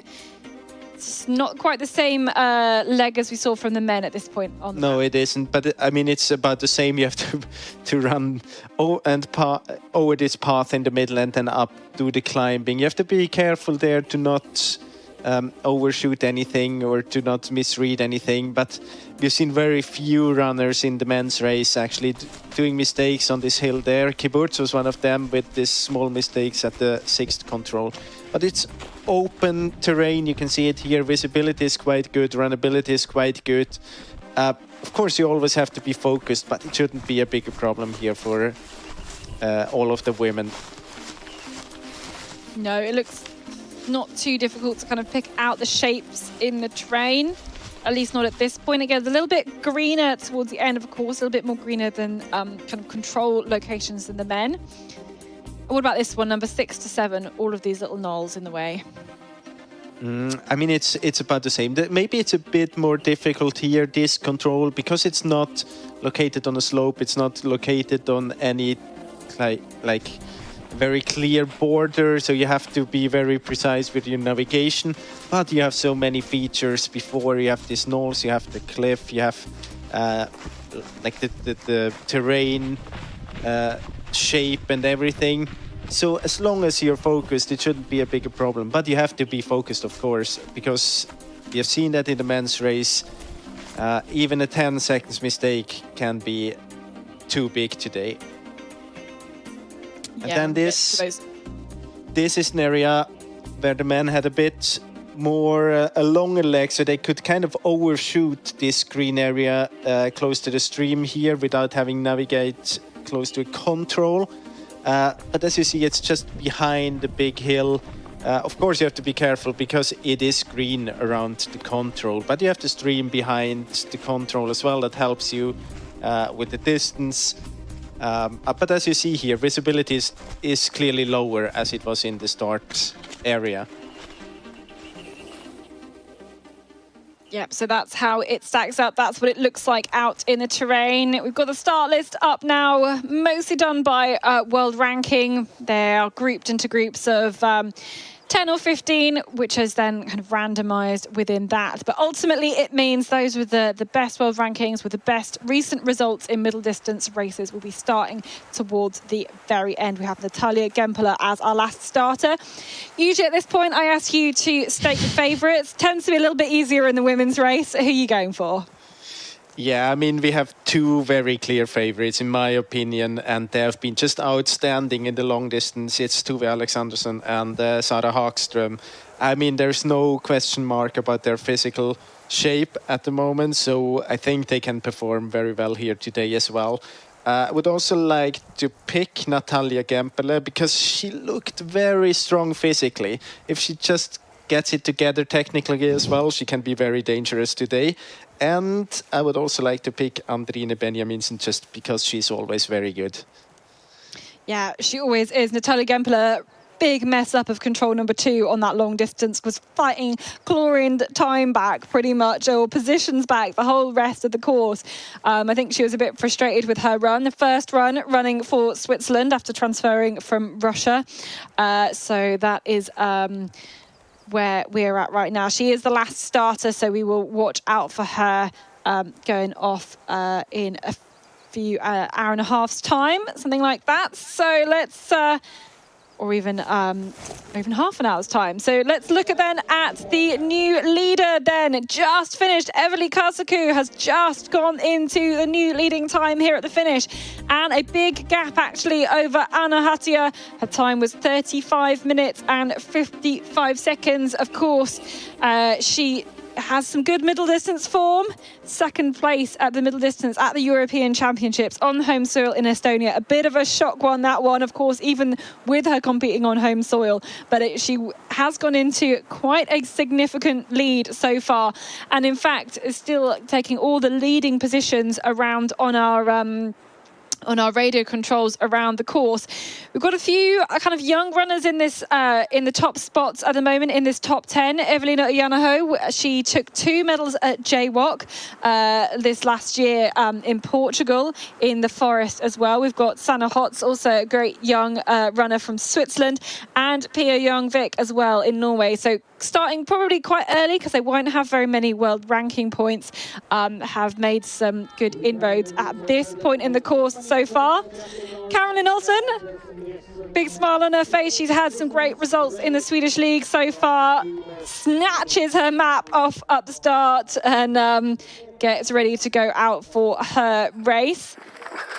We can head into the forest now. Here's Denisa Kosova, and we're going to take her through then to split number 1. So we've got our same TV splits then we have in the women's compared to in the men's, but this is slightly earlier in the course for the women, just at control number 5. We'll see them drop down the slope towards this crag here. And Denisa Kosova, she's going to be over a minute down. Eveli Kasaku's our leader then at this point. And you can see she's just again too high.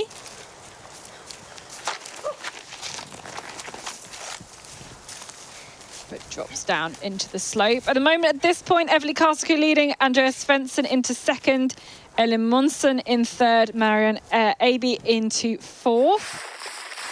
And here is Caroline Olsen then. We just saw a replay of her start.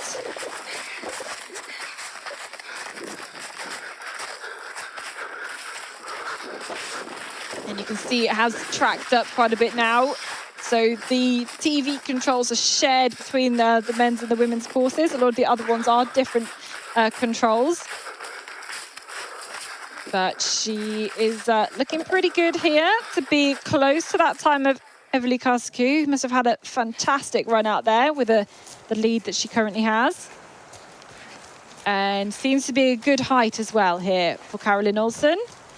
Only going to be a few seconds down.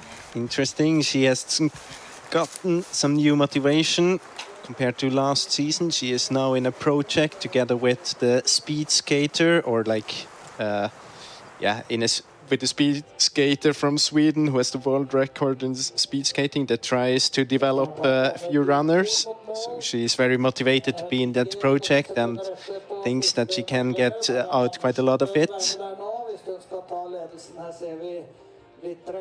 Yeah, it's certainly been paying off this season. Let's have a little look at those two routes then. You can also see that very good executed by Kasaku so far. Marianne Andersen kommer til andre og ligger 16 sekunder etter. Marianne Andersen, third place at the yeah, really good gap there ahead of Kosova and Hattia. Who has 1 second lead. ahead of Elin Månsson. Månsson is the one we should wait in the finish in about 3.5 minutes. And we do have you there. I didn't see you, sorry, Everly. And again, so we look to the start then, Elena Ross. Next to start here.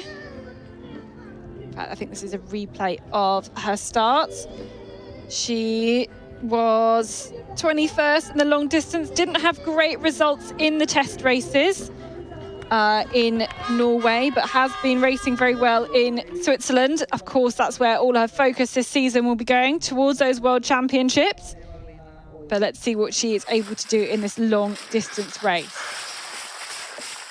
Climbing up then here with Mia Nittinen towards split control number 1. I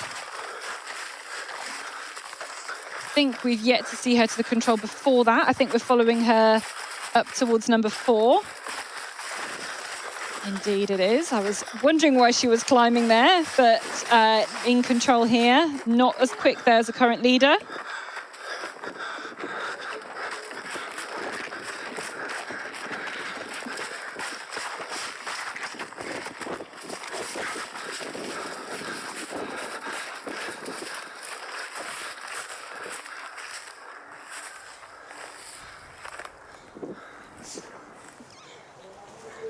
Again, quite high in this slope.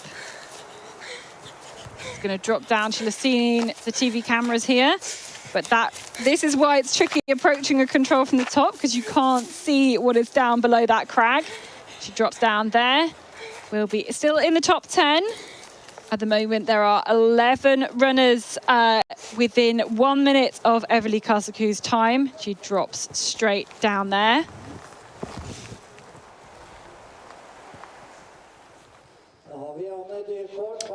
Yeah, Everly Karsaku, you had a good race today. How was it out there? Oh, it was pretty tough, of course, after the long distance.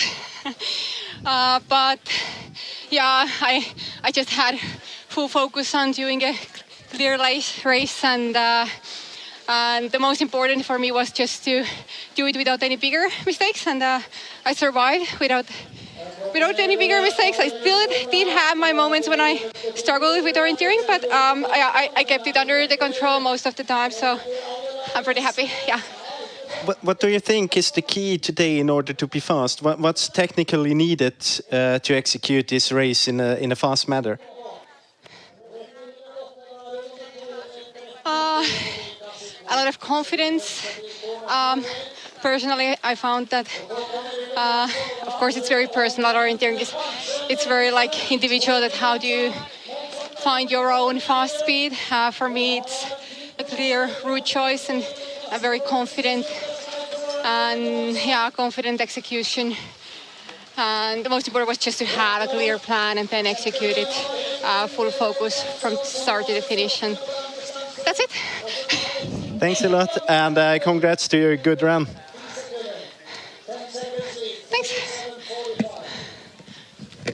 We did just have a new leader though. Elin Månsson has gone into the new lead by just 10 seconds there. Let's have a look and see how she did it. She was neck and neck with Karsaku. We see here on these last few legs. In fact, Månsson maybe a little bit slow into control number 12. There was only 1 second between them at the TV control at number 10. It was very, Månsson just very a little bit tight better out of here. Throughout the whole course. See that she was a bit more distinct here in the very end. Elin Månsson. Yeah, here's Megan Carter-Davis then of Great Britain, the sprint world champion on her way to split number 1.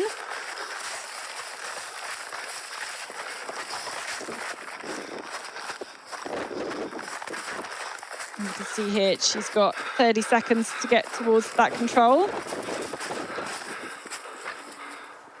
I feel like she's very, very high here. Yep, she's just going to drop down into this control. You can see she was actually climbing height on the way to this control, but I think it's still going to be good enough to take a new leading time then here for Megan Carter-Davies. She didn't quite feel like she had the race speed for the long distance race, but she's gone into the new leading time here at control number 5. Let's see. You can see that, of course, it's a bit different now. They can't really use exactly the same tracks as they had in the men's race towards this first control, or they can, but then they have to adapt after the stream there. You can see that Elena Roos off direction to this third control, lost about a minute to this one. All the other 3 is quite close to each other. Let's head back then to the start. Paula Gross here on the starting line.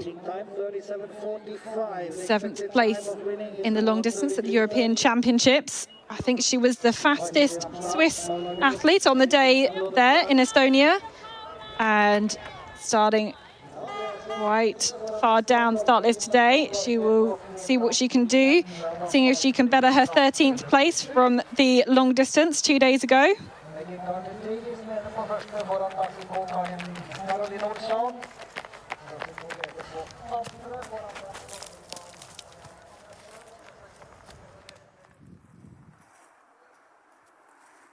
Vandila Hočičková then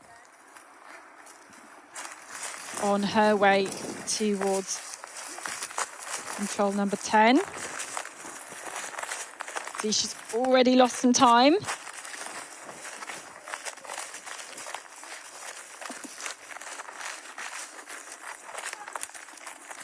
She was 1 minute 40 down at the first TV splits, obviously compared to our new leader, Megan Carter-Davies.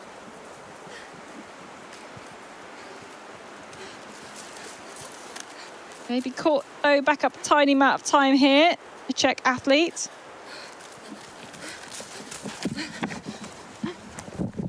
It's great to see the Czech relay team getting a medal at those European Championships last summer.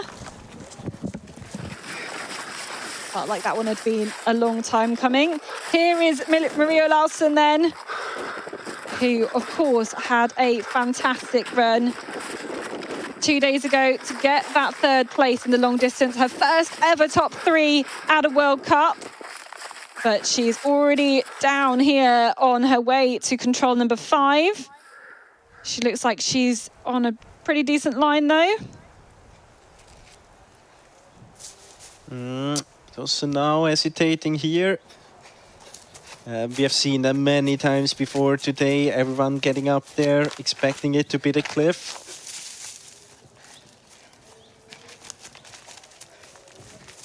And into 10th place, 1 minute down. This is Marion AB, following her through to control number 10. She had a great performance at the World Cup final last year, finishing 6th there, middle distance.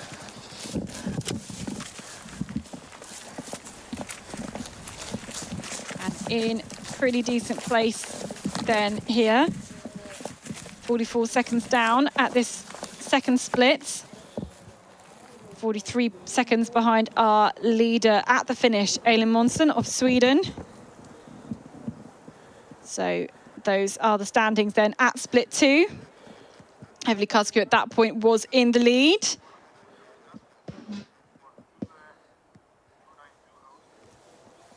Marianne Andersen, the Norwegian, pretty much a legend, now 43 years old.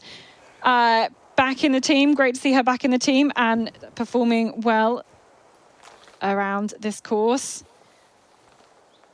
So that's where at the 3.4 kilometers distance around this 4.8k course after 28 minutes of running at that part as well. This looks like Sabine Hausfeld. It is indeed towards split number 1. This is control 4. The control previously was reading on her Instagram that she'd had a few problems with shin splints coming back from Kenya, training in Kenya this winter. I think she would have been maybe a little bit disappointed with her performance yesterday, outside the top 40. And yeah, maybe it's those injuries in the winter just kind of hampering her race speed. Anyway, she's going to be over a minute down on the lead at this point. So she is looking up there.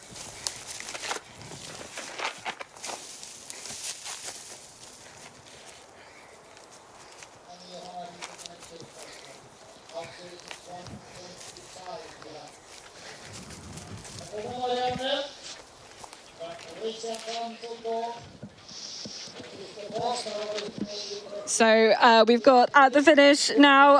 How was your race there? We've seen you come in for a pretty good time. Yeah, it was a technical good race, so I'm very satisfied. Yeah, what was, you looked to be pretty clean there out in the terrain. How was it? Yeah, it was good. I tried to focus on the technical part because it physically felt really bad. But on the long route, I think I took the wrong decision. But I realized it halfway, but then it was just to, continue. Why did you, tell me about the route that you chose and why you chose to go that way? Yeah, I haven't really decided when I left the control.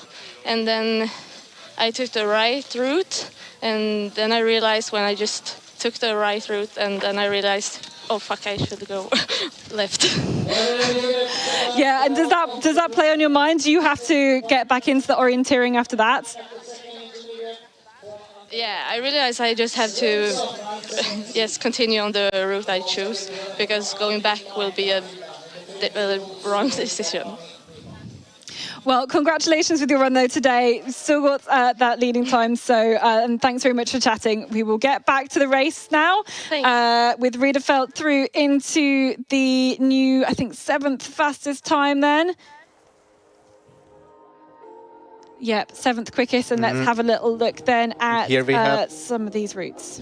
Here we have Elin Monson's route here. On this way to the 8th control, we can see that she came from quite far below the slope. So that Svensson had struggled a bit there, just close to the control, a bit similar compared to Gustav Bergman in the men's race. Got a bit far up north and lost a little bit of time there.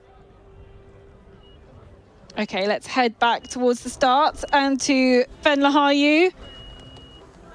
She is the European long distance champion, bronze medal in the middle distance at those same champs.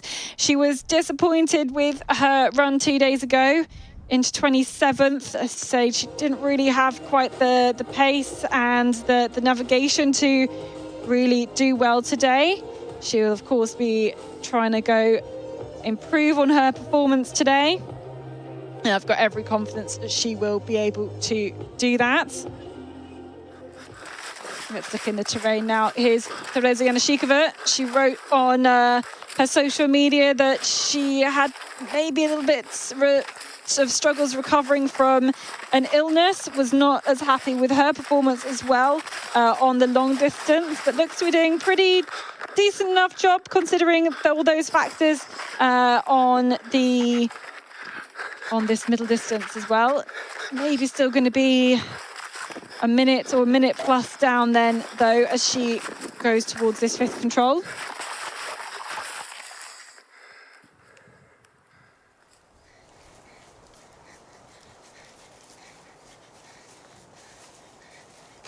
But she seems to have a good direction of approach here, although she's just kind of maybe stopping, maybe looking at the next part of the route out. Here was the 6th control. You've got to lose a lot of height. But we're behind Caroline Olsen now on her way towards control number 10. You can see Andreas Svensson is the leader at that point. She went 9 seconds quicker than Eveli Karsaku. This is quite a good performance here on this second part, or a really good performance here in this mid-section. Executed that 8 control well, and you also get kind of an idea about her physical shape. She really took a step forward there, and it's paying off on this long uphill leg to control 8. about 10 seconds. Amy Nimam into the third spot there. Behind Elin Månsson and Evelyn Kasikko. It's a great position for her there. It's quite a long way, minute and 14 down on the lead of Elin Månsson. You can see this is the route Månsson was talking about. Gets a little bit stuck there. I can see that Olsen had a similar route, but just a bit more distinct in she executes it, and also her physical shape. She seems just to be very, very good.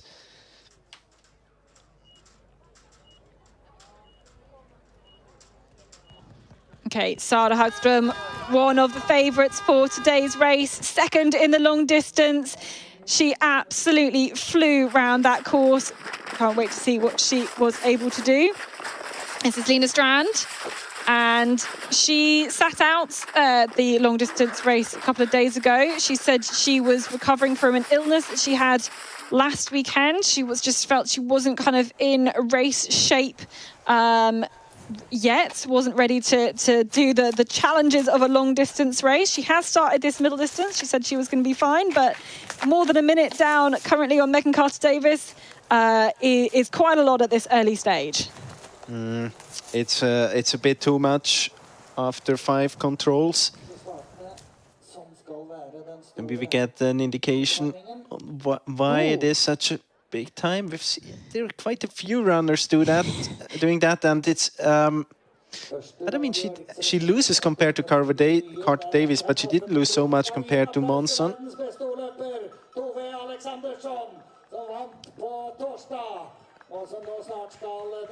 Seems that she is missing the speed a little bit. Maybe the sickness, as you mentioned, is still sitting there a little bit, and of course you're not in your best shape, and you have been missing out on training days just before a competition. Yep, Elin Månsson sitting there, and even if you feel, you can go on a training run, you can feel, oh yeah, I'm recovered enough, but when you're at this race pace in the terrain, having to do the orienteering as well, it can just make everything really tricky. And I mean, especially when you have a race like this, which will be decided most probably by the physical skills, it's just brutal to see then how you lose. I mean, you have no really chance to win time back technically in this course. So even if you do a solid technical race, if you lose like only 2 or 3 seconds at every control, then you have lost more than a minute until finish. So it's tough. Mia Nyttinen then here into 5th spot, should be. Absolutely is for the runner from Finland. Paula Gross here into the first split, number 5. And we don't have the graphics up on there, but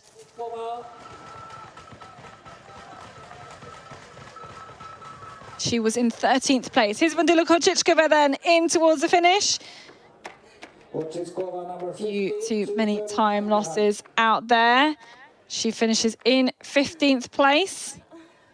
Again, she was about 140 down at the second TV split, dropped a little bit more time then towards the end. But looking towards the start then, we're into the last 10 runners, well into the last 10 runners now. Marika Taney is the next to start. She's a former European champion at the middle distance. She's also bronze medalist from the European Champs long. And for me, tends to be a better middle distance racer than long distance. So we'll look to improve on her 5th place from 2 days ago.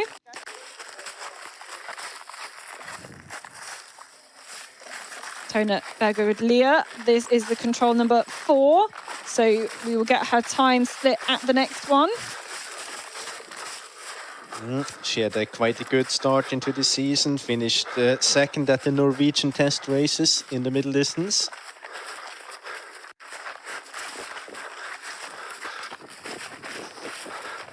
But it's losing time here in the beginning. I think she did a small mistake at the 3rd control.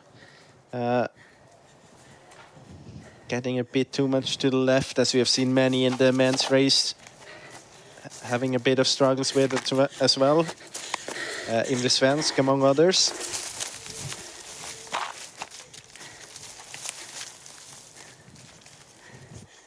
Yeah, she maintains within a minute, but it's completely leaving the control in the wrong direction. Which way is she going?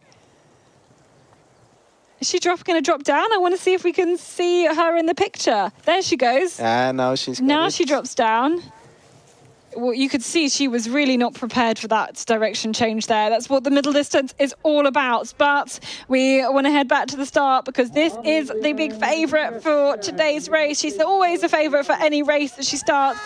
Tove Alexanderson snatches the map off the table and already gets up to a high speed out towards this start control. Let's see what she is able to do. 17-time world champion. Venla Haju though here. Let's watch her into the split number 1. This is control previously, so she's already lost a bit of time.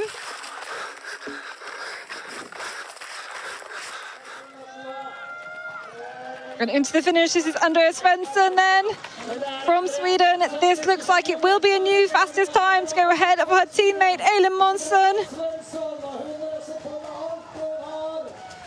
Amazing running here from Andrea Svensson, who must have had a really fast last part of the race, I think.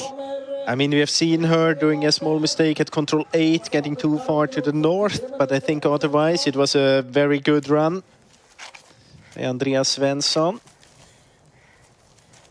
And Venla Haju into 4th.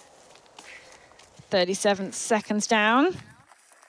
Now we're behind Megan Carter-Davis, and I think she's lost quite a bit of time here. She was in the lead at split control number 1, but you can see that, yes, she's lost a minute and a half here.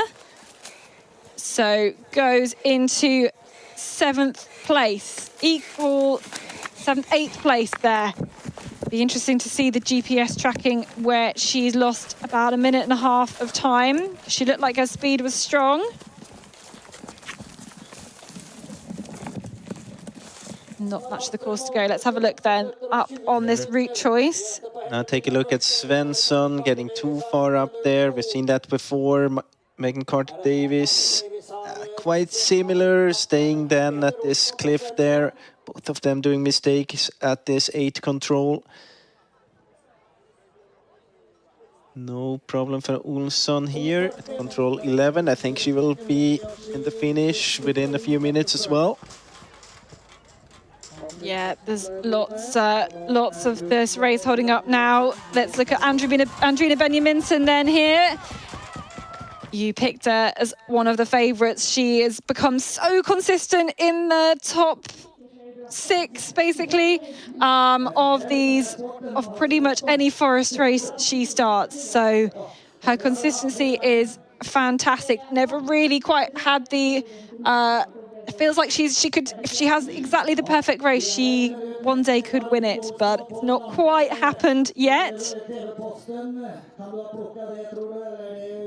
Of course, it's a difficult situation as well because we have this domination by Tove Alexanderson, and if Tove doesn't have the best day, then often Simona Abersol steps up or one of the other runners. So it's quite tough to win a race here actually, because you always have someone who is in great shape, just throwing the shadow over Andrine Benjaminsen. Talking about someone with great shape, Sara Hagström in the picture. Fantastic shape, and we're with her on the way to control number 5. You can see she's looking around quite a lot, just trying to spot all the features. It looks like a great start for Sara Hagström. And yeah, she drops down the time here. She looks like she's going to have a big margin then over Carter-Davis, who we've seen drop down the ranking slightly at the second TV splits. There she is. This is a big new lead here. And the lead is 27 seconds. Sara Hagström, we've picked her as one of the favourites. She is delivering so far. Here's Caroline Olsen, though, into the finish. Can this be a new leading time? It looks really great for Caroline around this course. And it's 5 fighting now for the last few seconds. She knows it's going to be really close here. But Caroline Olsen is taken a new leading time there. Sweden 1, 2 and 3. She must have done a small mistake in the end because she was almost a minute ahead of Andrea Svensson at the just before the second or at the second TV control. Yeah, I think you're right. Maybe we'll get the chance to find out how her run was. Maybe you see it here. You see that the gap is about 40 seconds right there. She must have done a mistake at control 15.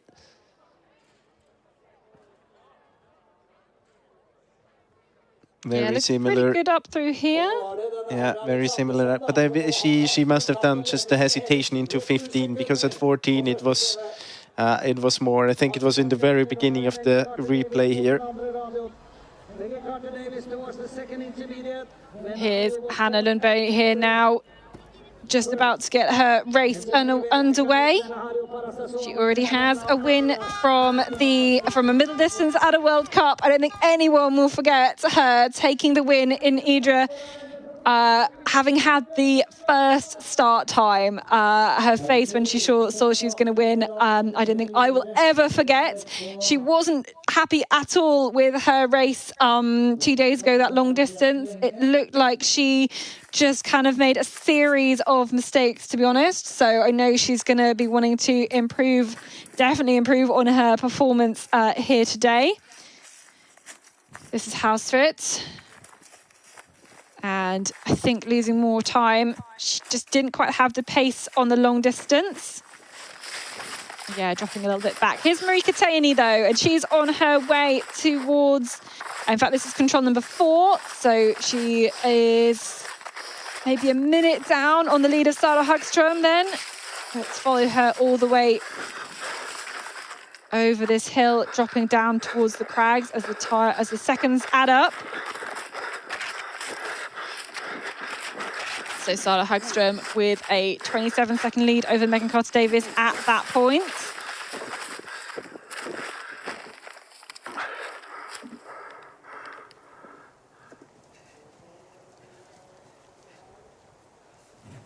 So Marika Taney dropping down the slope.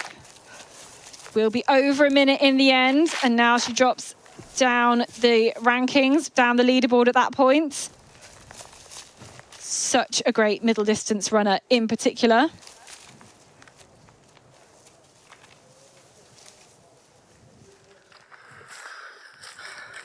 But here is the favourite for today's race. Here's Tove Alexandersson.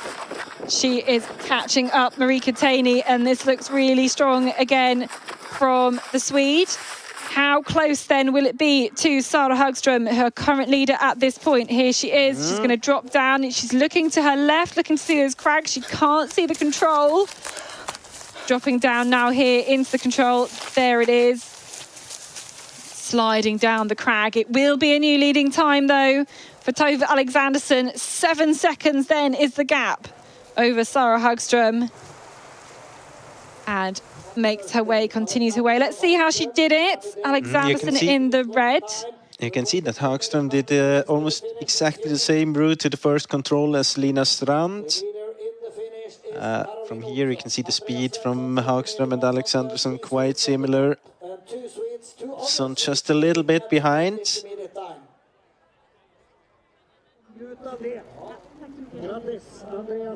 Okay, back to the start. This is Simona Abersold, European middle distance champ, took her first ever area title.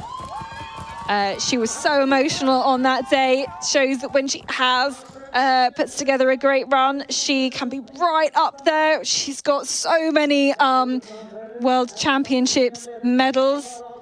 She's got 8 of those in her collection so far. She's such a class runner. But then we can look then at our standings at split 2. Caroline Olsen. We said there, you know, she had that as 58 seconds lead ahead of Andrea Svensson. At that point, looks like it was cut to only 20 seconds then at the finish. This is Mia Nittinen in towards the finish now. And she's going to be just inside the top 20 with 3 minutes down on Caroline Olsen, the new leader. Back in the forest, here's Jana Shikova.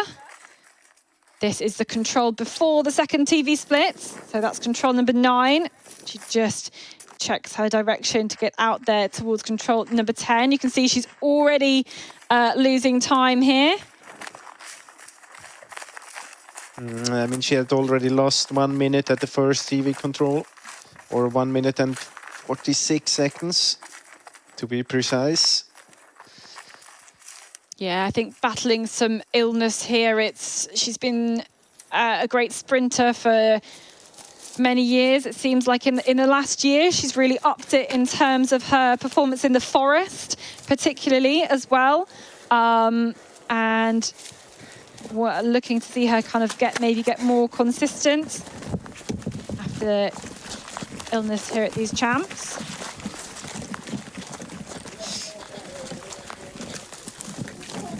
But so much experience there. We're looking for Megan Carter-Davies then here into the finish. I think that's Eleanor Ross on the picture there as well, who she has managed to catch up then. So we can follow the Brit all the way into the finish. She was still in 3rd place at our first TV split, down into 8th at the second TV split. But maybe she's pulled up a little more time here now as we follow her through into the finish. This is the sprint world champion. She had a great performance at the World Champs and the long distance in the Czech Republic as well, but not as known as much for Forest Orienteer. She's been putting in the hard hours training in Wales, and her physical shape is pretty good at the moment. So she is going to take a new 5th fastest time then, Megan Carter-Davies, going within a minute of the current leader, Caroline Olsen. Eleanor Ross then will be about 3 minutes down. Yes, she is outside of the top 20. And here we are back with to the Hanna forest. Lundberg on the way to this first TV control. Here at control 4, on the way to control 5. Yeah, she's someone who just needs to keep her orienteering stable, get the pacing right around this, and she could put together a great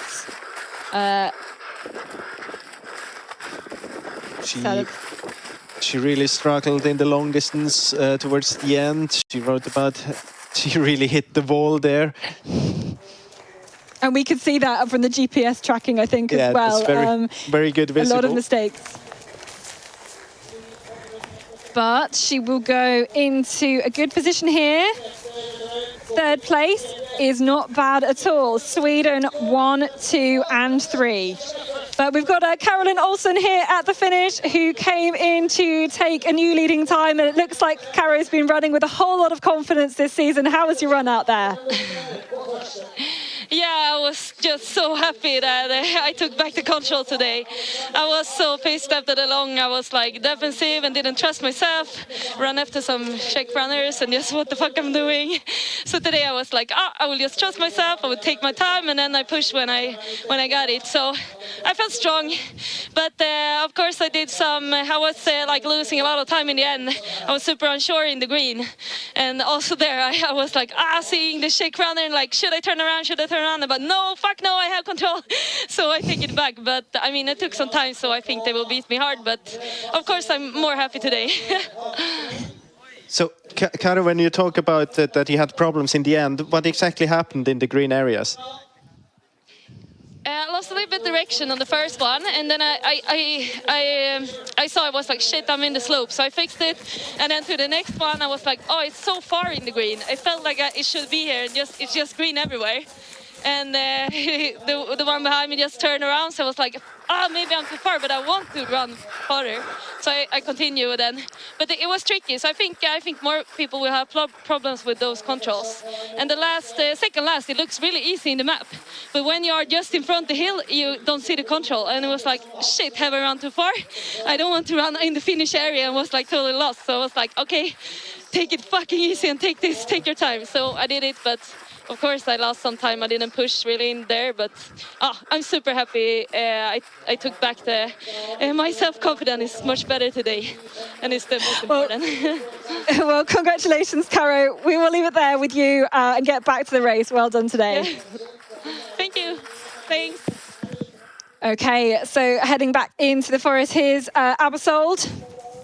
And she's not got the pace of the three Swedes who are leading at this point. I think Caroline Olsen is right. There are Swedes who are going to come and beat her around this course if they stay as clean as they have been on the orienteering so far. But Simona Abersold, a minute down already. That's a shame to see from her.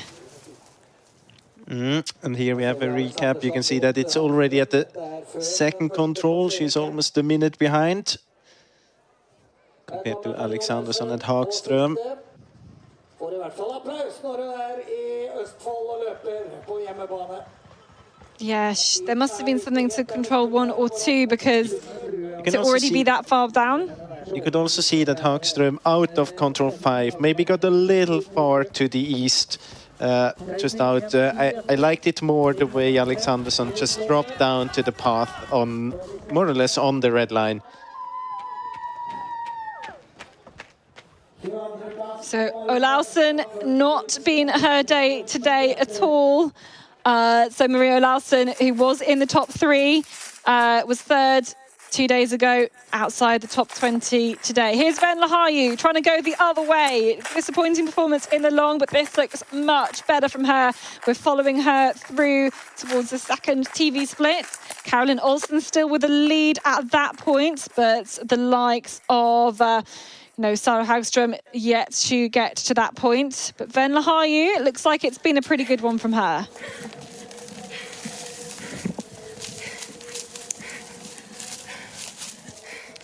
Fighting hard through all of these lower branches.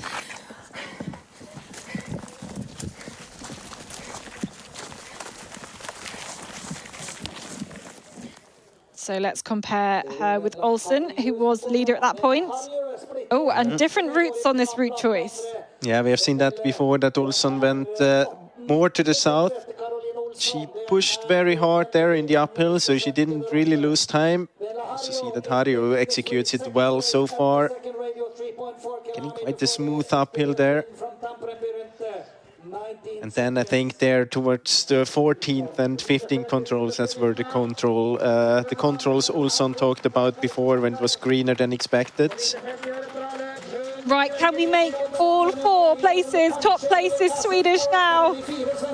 Johanna Rudefeld is certainly putting in a good sprint finish here. She was Johanna Obere and is going to go into that 4th place then, just ahead of Eveli Kasku. So 1, 2, 3 and 4 is Swedish right now, as you see Housefit finish as well. My goodness me, picking a Swedish team for the relays or even for a world championship, it's going to be so hard. And the thing is, there's more to come. I mean, there's still Hagström out, there's still Alexandersson out, Hanna Lundberg is still out, so there are many more who can end up there in the top positions. Yeah, see how many of the top 10 end up being Swedish in this women's race today. Here's Gempela then. She is the last starter today. This is not the control we take the time check at. It's going to be the next one, so she's lost time. And she very distinctively runs the base plate compass. I'm not sure many runners do anymore, but she always does. You can see her so distinctively checking it. I know that Gustav Bergman is doing it as well in the men's class. But you can see she's got that map and the compass separate. It makes it very easy for us to see when she's looking at a map, when she's looking at a compass, checking that route choice. But it's not quite been as good a start as she'd have hoped for, I'm sure. She was second in the Norwegian test races in the long distance, only 12th place in the middle. She's got great results from the Swiss national races and is wanting to do well in running for the new nation this year. Sarah Hagström then to split 2. Goodness me, what a lead she's got. Sarah Hagström on fire still, over a minute ahead of Caroline Olsen. And we know Olsen makes mistakes from this point. Can she be close to a minute and a half, even 2 minutes quicker than Caroline Olsen by the time she gets to the end? Sarah Hagström is looking fantastic right now. I mean, the really interesting comparison we will have in about 4 minutes when we get to Tove Alexandersson there. I think it's really between those two runners today. Again. Yes, indeed. And we can see that from these standings here at split number 1 at control number 5. Now, we've had Natalia Gempler through. That is everybody through that point. Tove Alexandersson is still leading at that point, just those 7 seconds ahead of Sarah Hagström. Hannah Lundberg also made a good start into 3rd place on that one. Let's have a look at Hagström's route. Goes pretty much as we'd expect. Maybe a little bit of loss of direction out from number 5. Yeah, that's what I explained before when we compared her to Tove Alexandersson. Tove, she went straight on the red line down to the path there. I mean, we're not talking about half a minute mistake there, but it can be 5, 7, 8, 9 seconds. And, well, in a race when there are such small margins, that can be decisive for sure. So this is Jana Shikova we're seeing in towards the finish here. Looks like she's going to be well outside, I think, the top 10.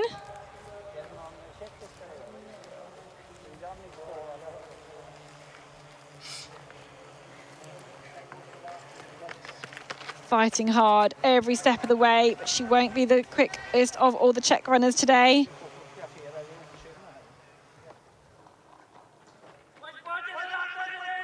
And now fighting on these last few stages. A recap, Caroline Olsen still our leader at this point. And the top 6 currently are within a minute of that time. But Jana Shikova will be just under the 3 minutes behind. I think maybe a better performance today compared to the long distance, but maybe still struggling after some illness. 1.5 minutes left now for Tove Alexandersson to steal it away from Hagström at the 2nd intermediate. That's a tired face, and she's got to recover quickly, I'm sure, against go in the relay tomorrow. Okay, we're waiting in the forest then for Tove Alexandersson. This looks like it's the control before the split, and the time looks good. So we're waiting at control number 9, the wet pit. You can just see the water in the picture there. We're going to see if we can pick her up. I think she's running with Marika Taney. Yeah. So they're both of them. They're both here at the same time.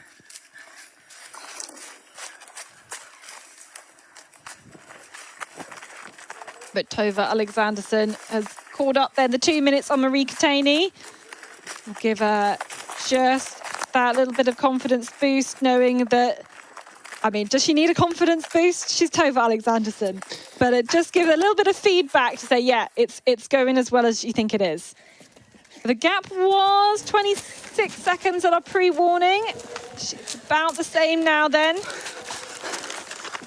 Losing a few seconds here and there, but 24 seconds ahead of Sarah Hagström, looking really good for Alexandersson. And for Marika Taney, she's got to try and stick on the Swede's shoes now. But from here now, the terrain is changing a little bit. We remember the words from Caroline Olsson at control 12, 13, 14. It gets more dense, visibility gets slower. I mean, we've seen many runners without any problems there, but you have to adapt your technique. And for Alexandersson now, it's crucial to keep on being focused and to change the style in orienteering, or at least to be more careful in the green areas. So she takes the kind of longer option on the track. Maybe not as direct into control 9, but looking pretty good. Yeah, looking really good here. And this green bit that Caroline Olsen was talking about is what we didn't really have on the men's course. No, exactly. Because they had a little bit of extra distance on their course. They didn't have like those controls 14, 15, which is in the green way, where, you can't run as fast. You've got to change technique. You can't rely on being able to see, 50 meters in every direction. But as she said, I mean, generally it shouldn't be a problem because you have this big hill just before control 14, then you have a stream that guides you the direction to control 15. But you have to take time and see those things, because before on the course you always had time, you always had the visibility, you could navigate and you had some buffer of a few seconds in order to see things. Suddenly this buffer gets very much lower because you only see 10, 50 meters forward, and then you have to adapt to that. You really have to change your orienteering a little bit, and you have to be careful. It's towards the end. It's easy to kind of get the feeling that you're almost there, but you have to keep on pushing all the way. It's very, especially when we have those tight fights here between Alexandersson and Hagström, it's very important to do that all the way. Yeah, they really know, especially after the long distance. Those seconds mean absolutely everything. Here's Paula Gross in towards the finish. Looks like she's going to be the best Swiss so far. And looking up again towards the big screen, she's going to go into 13th, just ahead of Ingrid Lundenez. And next towards the finish, we're going to be on the lookout for, looks like Tone Bergerud-Lea and Venla Harju. I think both running quite closely together. But now we can check on the different routes then. Alexandersson in red, Hannah Lundberg in the brown. And it's different routes here on this long leg. Yeah, especially in the beginning. And then they're splitting up a little bit every now and then, but basically both of them went south of the red line. It's hard to say how big the gap is because you don't have the tail length, or yeah, the tail was so long that it wouldn't help us anyway. So here's Venla Harju into the finish. She was 20 or so, 19 seconds slower than Caroline Olsen at the pre-warning control. Not the pre-warning control, the TV2. But this looks like she might have caught up some time. We know Caroline Olsen did mistakes towards the end. Can Venla Harju go into a new leading time? She's running alongside the Norwegian, Tone Bergerud-Lea, but here is Venla Harju. Can she go into a new leading time? She'll be hearing the sound of the arena speaker. It's going to be really close here. I think it might just be enough for Venla Harju to take that new leading time. Ahead of Caroline Olsen, the Lions coming very, very soon. It is just going to be enough for Venla Harju to take the new lead by just 2 seconds. And she was really able to capitalise when Caroline Olsen made those mistakes towards the very end, and she is spent and I think happy with that. Let's have a little recap. She's ahead here at this point, I think. Oh, go now around finally, the hill. we got the controls. The 14 is the first one that Olsen was talking about, where she got over the hill and was a bit insecure, and then 15 hesitating too early. We saw that clearly on the picture here. Then getting this green striped area, it's often quite many branches there, so it's not very fast. Slowed her down a little bit, and now we're back with Hannah Lundberg on the way to the second TV split.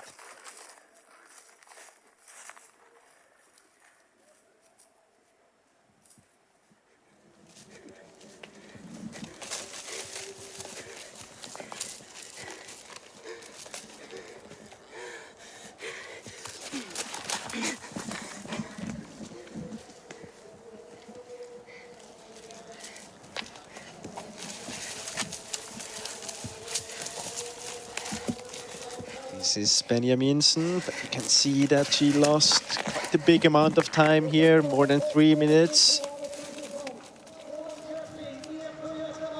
But here's Sara Hagström in towards the finish.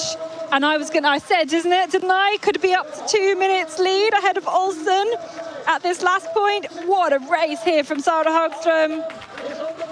This looks like a huge margin. She has absolutely nailed this course. And all the Swedish flags are here to cheer her in on the run-in. What a fantastic margin here for Sara Hagström. 2 minutes. 2 minutes. A nod of the head. She's happy. She's so happy with that. We knew that she's in great shape. We knew it's not about her or Venla Harju. The big question is now, who is going to be faster? Is it Sara Hagström or is it Tove Alexandersson? Well, we hope it's going to be closely fought. Here is Venla Harju then at the finish. You've just seen her lead overtaken. But Venla, that looks like it was a really great last part of the course for you. How was it? Yeah, I'm really satisfied for my whole race. I was so disappointed after the long distance, but now I could concentrate on my technical performance and just read the map and take the controls. What did you do better today compared to that long distance?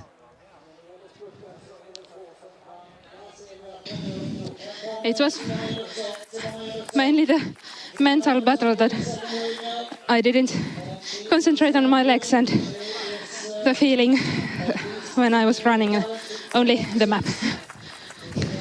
Yeah, that's how it's done. Thank you so much for speaking to us, Venla. Congrats on that really quick time on the performance today. We'll head back into the terrain then now because Simona Aebersold is on her way to split control number 10. But she is going to be down into 4th place, so close to that of Olsen and of Harju. So could be, if she's lucky, a podium spot. But we do have a pre-warning for Tove Alexandersen. Yeah, it's going to be tight. It's going to be so tight because look at this. Tove Alexandersen did a small mistake. At control 14, and a little bit at control 15. So the difference between Sara Hagström and Tove Alexandersen was only 4 seconds.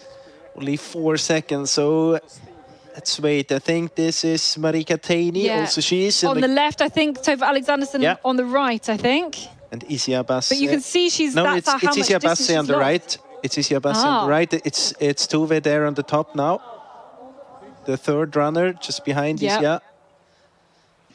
Yeah, you can see how well she's covering that ground. Here's Marika Taney then. Maybe also into a 3rd position. Yeah.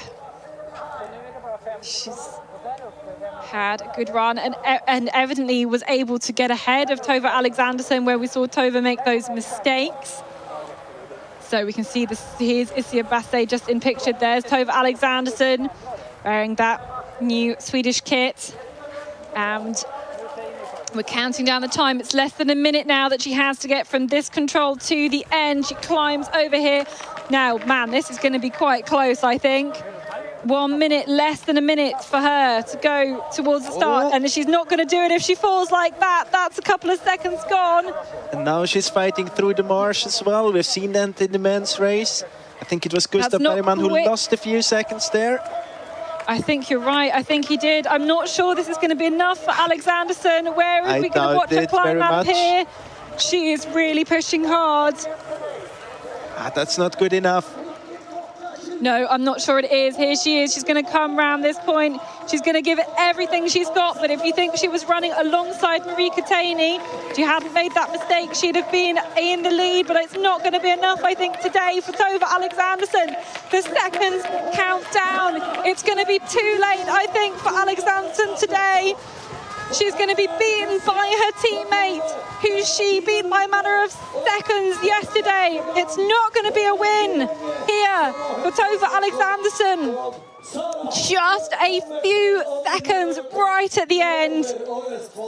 On those few controls, the fall as well, I think not the best route out of that second to last control. Look, you can see it was green all the way to the end, and that is the most painful way to do it. I think so many people losing time there at the end, but Tove Alexandersen, oh. It was exactly the thing I was talking about at Control 10. You have to be prepared to do this adaptation to the terrain. We heard Caroline Olsson saying it wasn't very easy to do so. I would expect Tove to be a bit more experienced and to slow down a little bit. She had those 2 other runners around her as well. She could have gotten a bit of an advantage there as well, but she missed Control 14 and also Control 15. But then she wasn't very good at Control 16 either. It was almost as she started to feel that she has to step up a little bit, and that might be a result as well of Sara Hagström's great form, because now she knows that there's someone else who can challenge her.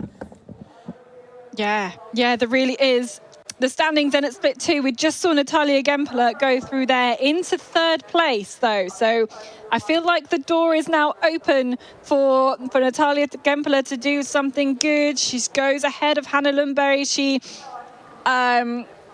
you know, has actually clawed back time compared to Alexanderson from TV split 1 to 2. And, you know, Tove Alexanderson, she's so used to perfection that it's not easy when she doesn't win. But I think we are going to have another fight here for the 3rd position between Hanna Lundberg and maybe Natalia Gempler. And of course, it's also still Marika Taini in the fight there. Yeah, we have the pre-warning then for Hannah Lundberg, and we've got the pre-warning for... No, we've just seen Natalia Gempler through our split as well. So look at that, the time from control 15 to the finish. I swear Hagström did such a good job. Alexanderson, wow, it's only 14 seconds down, but it's enough that it makes all the difference like that. It was 10 seconds ultimately that Alexanderson was slower than Hagström. And they're still doing a very good race, very good performance today. If we think back only 2 days, she was very, very tired in the finish, and it was hard to believe that she could come back like she does today. But this could be still a top 3, maybe a top 4, maybe a top 5. Let's see, but you can see that she was able to catch time from control 10 to 15. Of course, that's compared to Alexanderson. Yeah, this looks good maybe for 3rd at the moment, but we've got Gempler waiting in the wings, I think. Although, you know, she seems to maybe be a bit... Is she a bit right of the line here? Yeah, but still can be okay. But you have to think about it. Gempler has to manage to get those green controls as well. So it's still, I mean, she's still in the fight for this top 3 position for sure. Yeah, I think so. Picking her way through these controls here. Around this rock. It's gonna... And this is where we said Caroline Olsen, you know, you're so close to the control here. You just got to get it spot on, though. It's kind of tucked around the other side. You can see her, maybe this is a mistake. Oh no, she seems to be back on it, but she's looking around to the other direction. Here she is, though. Spotted that control, but I think that allowed Benjaminsen to catch up with her.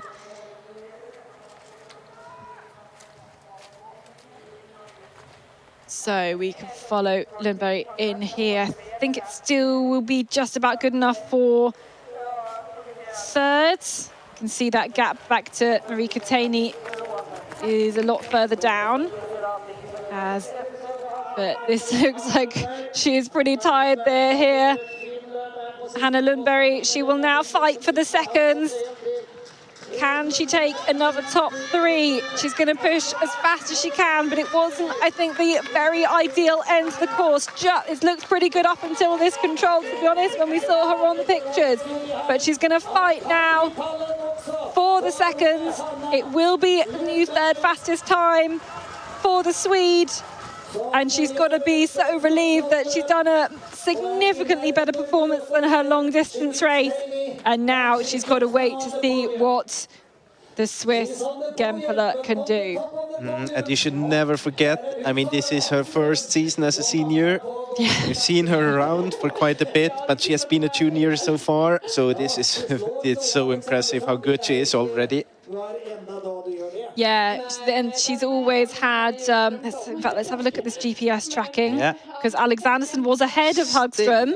Yeah, and then to the last control, it was maybe the fall there when she fell down. Yeah. Oh, the margins. You can see, I mean, once the gap opened, it really extended quickly there in the last meter. So Sara Hagström had a great speed on these last controls. Okay, we're looking out for Abersold here. Yeah. Is that her? Looks like a blue.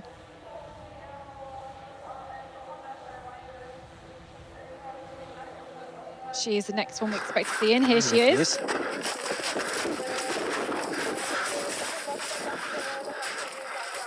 Got through those green areas without problems. You can see it there.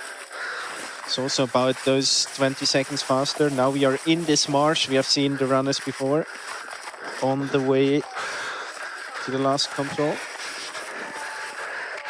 Or on the way to the second last control.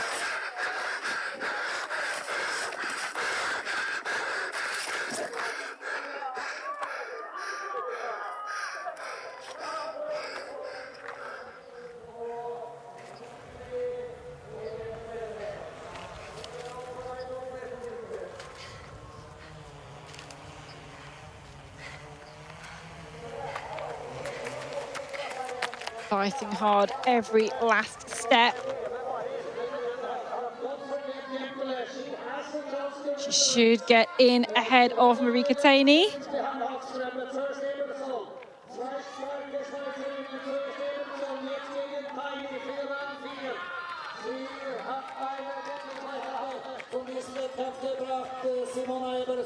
So Simona Abersold, 8th in the long distance. She's going to improve it here.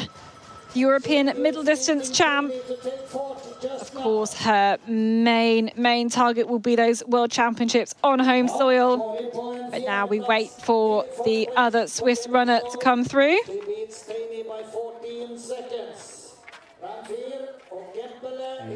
And it's going to be a fight for the 3rd position.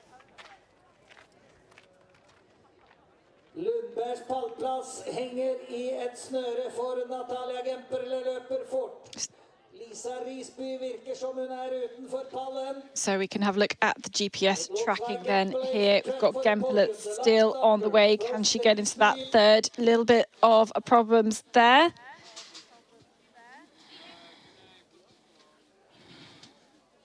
And we've got Tove Alexanderson with us now. Commiserations, Tove. It was so close for you there today. What was it like going up that hill at the very end, and I guess in those green controls towards the end? Yeah, I had some struggle in the last part of the race. I did quite many small mistakes, so yeah, it was good in the beginning, but not so good in the last part. What was tricky? What was particularly tricky about those controls? Oh, I don't know. I haven't analyzed anything. You're just so focusing when you're running to find the control. So yeah, I don't know yet. Could you tell it was very close then at the end when you were running towards the arena? What? We will leave it there, though, I think, Tove, for now. Thank you so much for chatting to us. We want to talk Natalia Gemperle into the finish. Thank you so much. And congrats on, I think it should be a good 2nd place there today. We're going to follow Natalia Gemperle through towards, she's stopped now here. She is hesitating. This is going to be interesting. The gap between her and Hanna Lundberg, there were only 13 seconds between the two of them. And I think they have run out.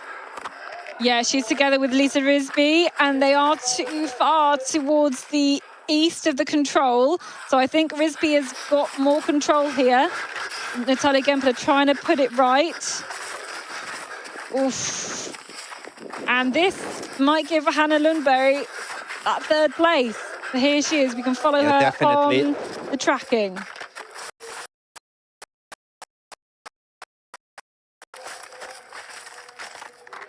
This is just not what you want to see from this last stage of the race, but here she is, fighting hard.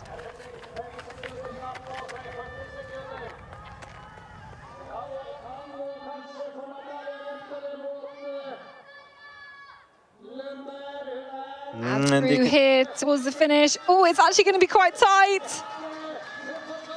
I think it's still going to be just about okay for Natalia Gemperle to get that 3rd spot. Even with that mistake in the end, it's going to be enough for Natalia Gemperle to take the 3rd place. It is just about. Oh, she must have had such a great speed from control 15 to 16, because she was only 13 seconds ahead of Hanna Lundberg, and she lost way more than this. Of course, it's also compared to Tove Alexandersson, so it's a bit of misleading, but quite a big mistake there at control 16, but still into third position. And look at that for Sara Hagström to take her first ever World Cup win. It's not hard to. It's not very hard to see who it is. She's hugging there. It's obviously her mom.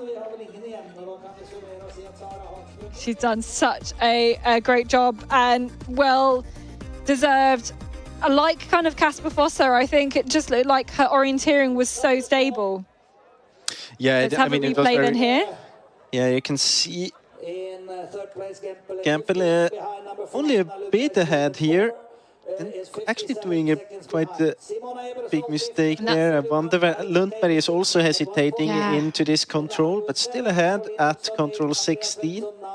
Then she gets a little bit stuck in the marsh there. That's where she lost this bronze medal. So in the end, it's been about picking those micro route choices, and that's like really the most micro of micro route choices, right? I mean, it has been the red thread throughout the whole race. It's about the small things and about going clean all the way. And we had that in the men's race with Casper Fosser compared to Matthias Geburts. We had it in the fight between Sara Hagström and Tove Alexandersson, but we also had it in the fight between Natalia Gempele and Hanna Lundberg.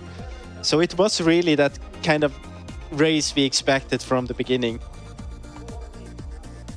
Yeah, and the favourites that we named as well, putting in that performance. Let's have a little look then at all of those GPS trackings from the top four.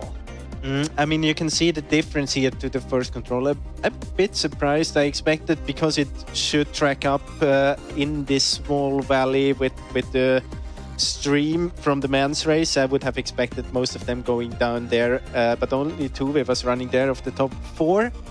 And you can see that Gempele already is about half a minute behind at this point of the race.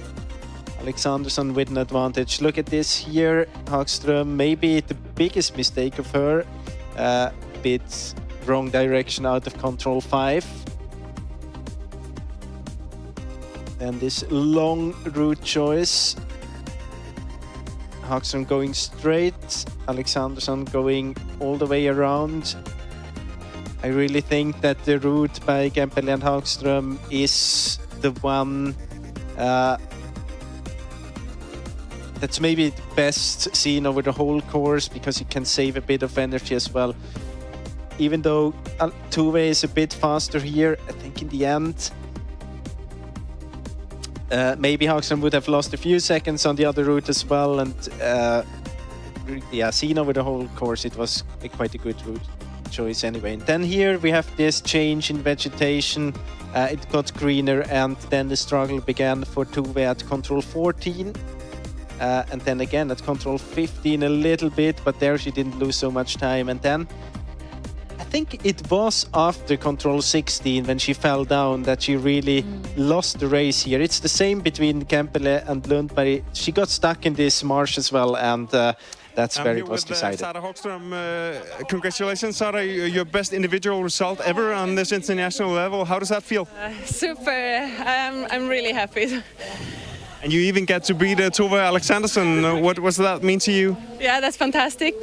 Previously, when I bet her on international races, she have quit the race or so. But but now it's really happy to beat her also on a good day for her. So yeah, I'm really happy. And how did you experience your race? Yeah, it was really calm. I just picked control for control, and then yeah, as soon as I thought about the result or something like that, I just tried to keep focus on the next control and try to take the right direction out from the control, and then have a secure like entrance into the control, and that was successful, I guess. Did you have any time whilst out there you experienced? Yeah, it was on the second last control over the cutting area. I was going a bit not really straight, but then I saw Tove did the same, so it was a really tight battle in the end. And it seems like you've been taking a level up shape-wise here in this spring. How do you explain that? What have you been doing? Yeah, I didn't expect that. I've been continuing the winter training a bit longer until last week. So, yeah, I guess I just I managed to have like good continuity and training a lot with Oskar Sjöberg, my sambo. What do you say? Yeah, that's been really successful. We've been in Italy for training uphill a lot, so I think that was my weakness before, but now I guess I improved on that part. And then so many great Swedish women today. What do you think about the relays tomorrow? Yeah, I haven't seen the result, but I heard Hanna was really good. So, yeah, I think we will have a really strong team, and I really look forward to that. Thank you and congratulations again. Thanks a lot. Well, I look forward to seeing those Swedish team selections. Really great results across the board. As you can see, 6 in the top 10. Really packing out the field there. But a word for the Finns, who are improving season upon season at the moment. Marika Tainey and Venla Harju both in that top 10 as well. Ultimately, it was 3 minutes between 1 and 10 there as well. And from what Sara Hagström was saying, it was about keeping calm for her. That's something that Venla Harju said as well. She said she didn't really want to think too much about the running. She just wanted to think about the navigation and getting that right and being in the moment of the orienteering.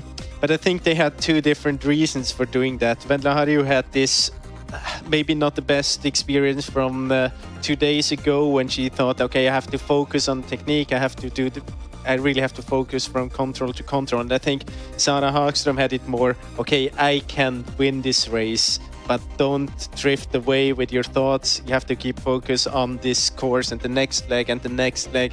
And I think there are 2 different reasons, but of course the result, the strategy was the same.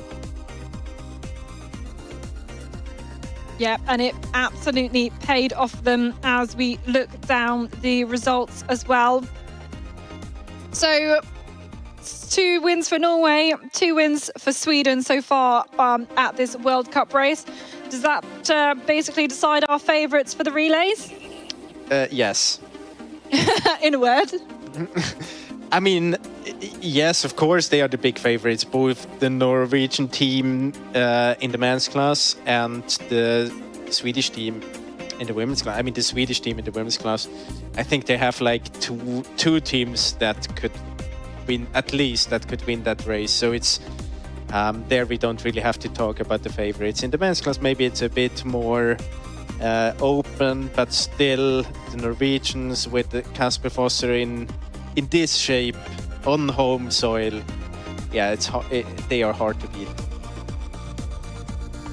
Yeah, so this race today, a lot of the white forest, the margins being tight again, not too many mistakes, or where the mistakes have been made amongst those top runners, it's only been a matter of seconds that decided it in the end. We will hold on for our flower ceremony then here in this arena on this racetrack.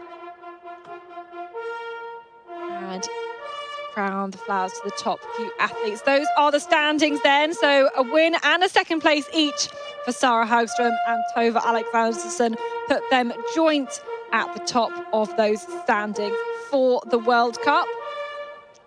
They will earn further points in the Czech Republic and Italy later this season as far as the individual race goes. But those 2 wins, of course, for Kasper Fosser means he is in a good place to defend his World Cup overall title. So let's award then our flowers to the top 3 today. In 3rd place, a big improvement on her long distance. First medal for Switzerland then. It is Natalia Gempeler. Put together some good form this season and it paid off in the navigation enough today. The runner-up today, Tove Alexandersson. I mean, such are the high expectations we have to her. It's a disappointment when she comes second. It's still a medal, it's still a top 3. But the happiest woman today is Sara Hagström. I'm still not sure she can quite believe it, but it's no fluke at all with a second and then a first for Sara Hagström.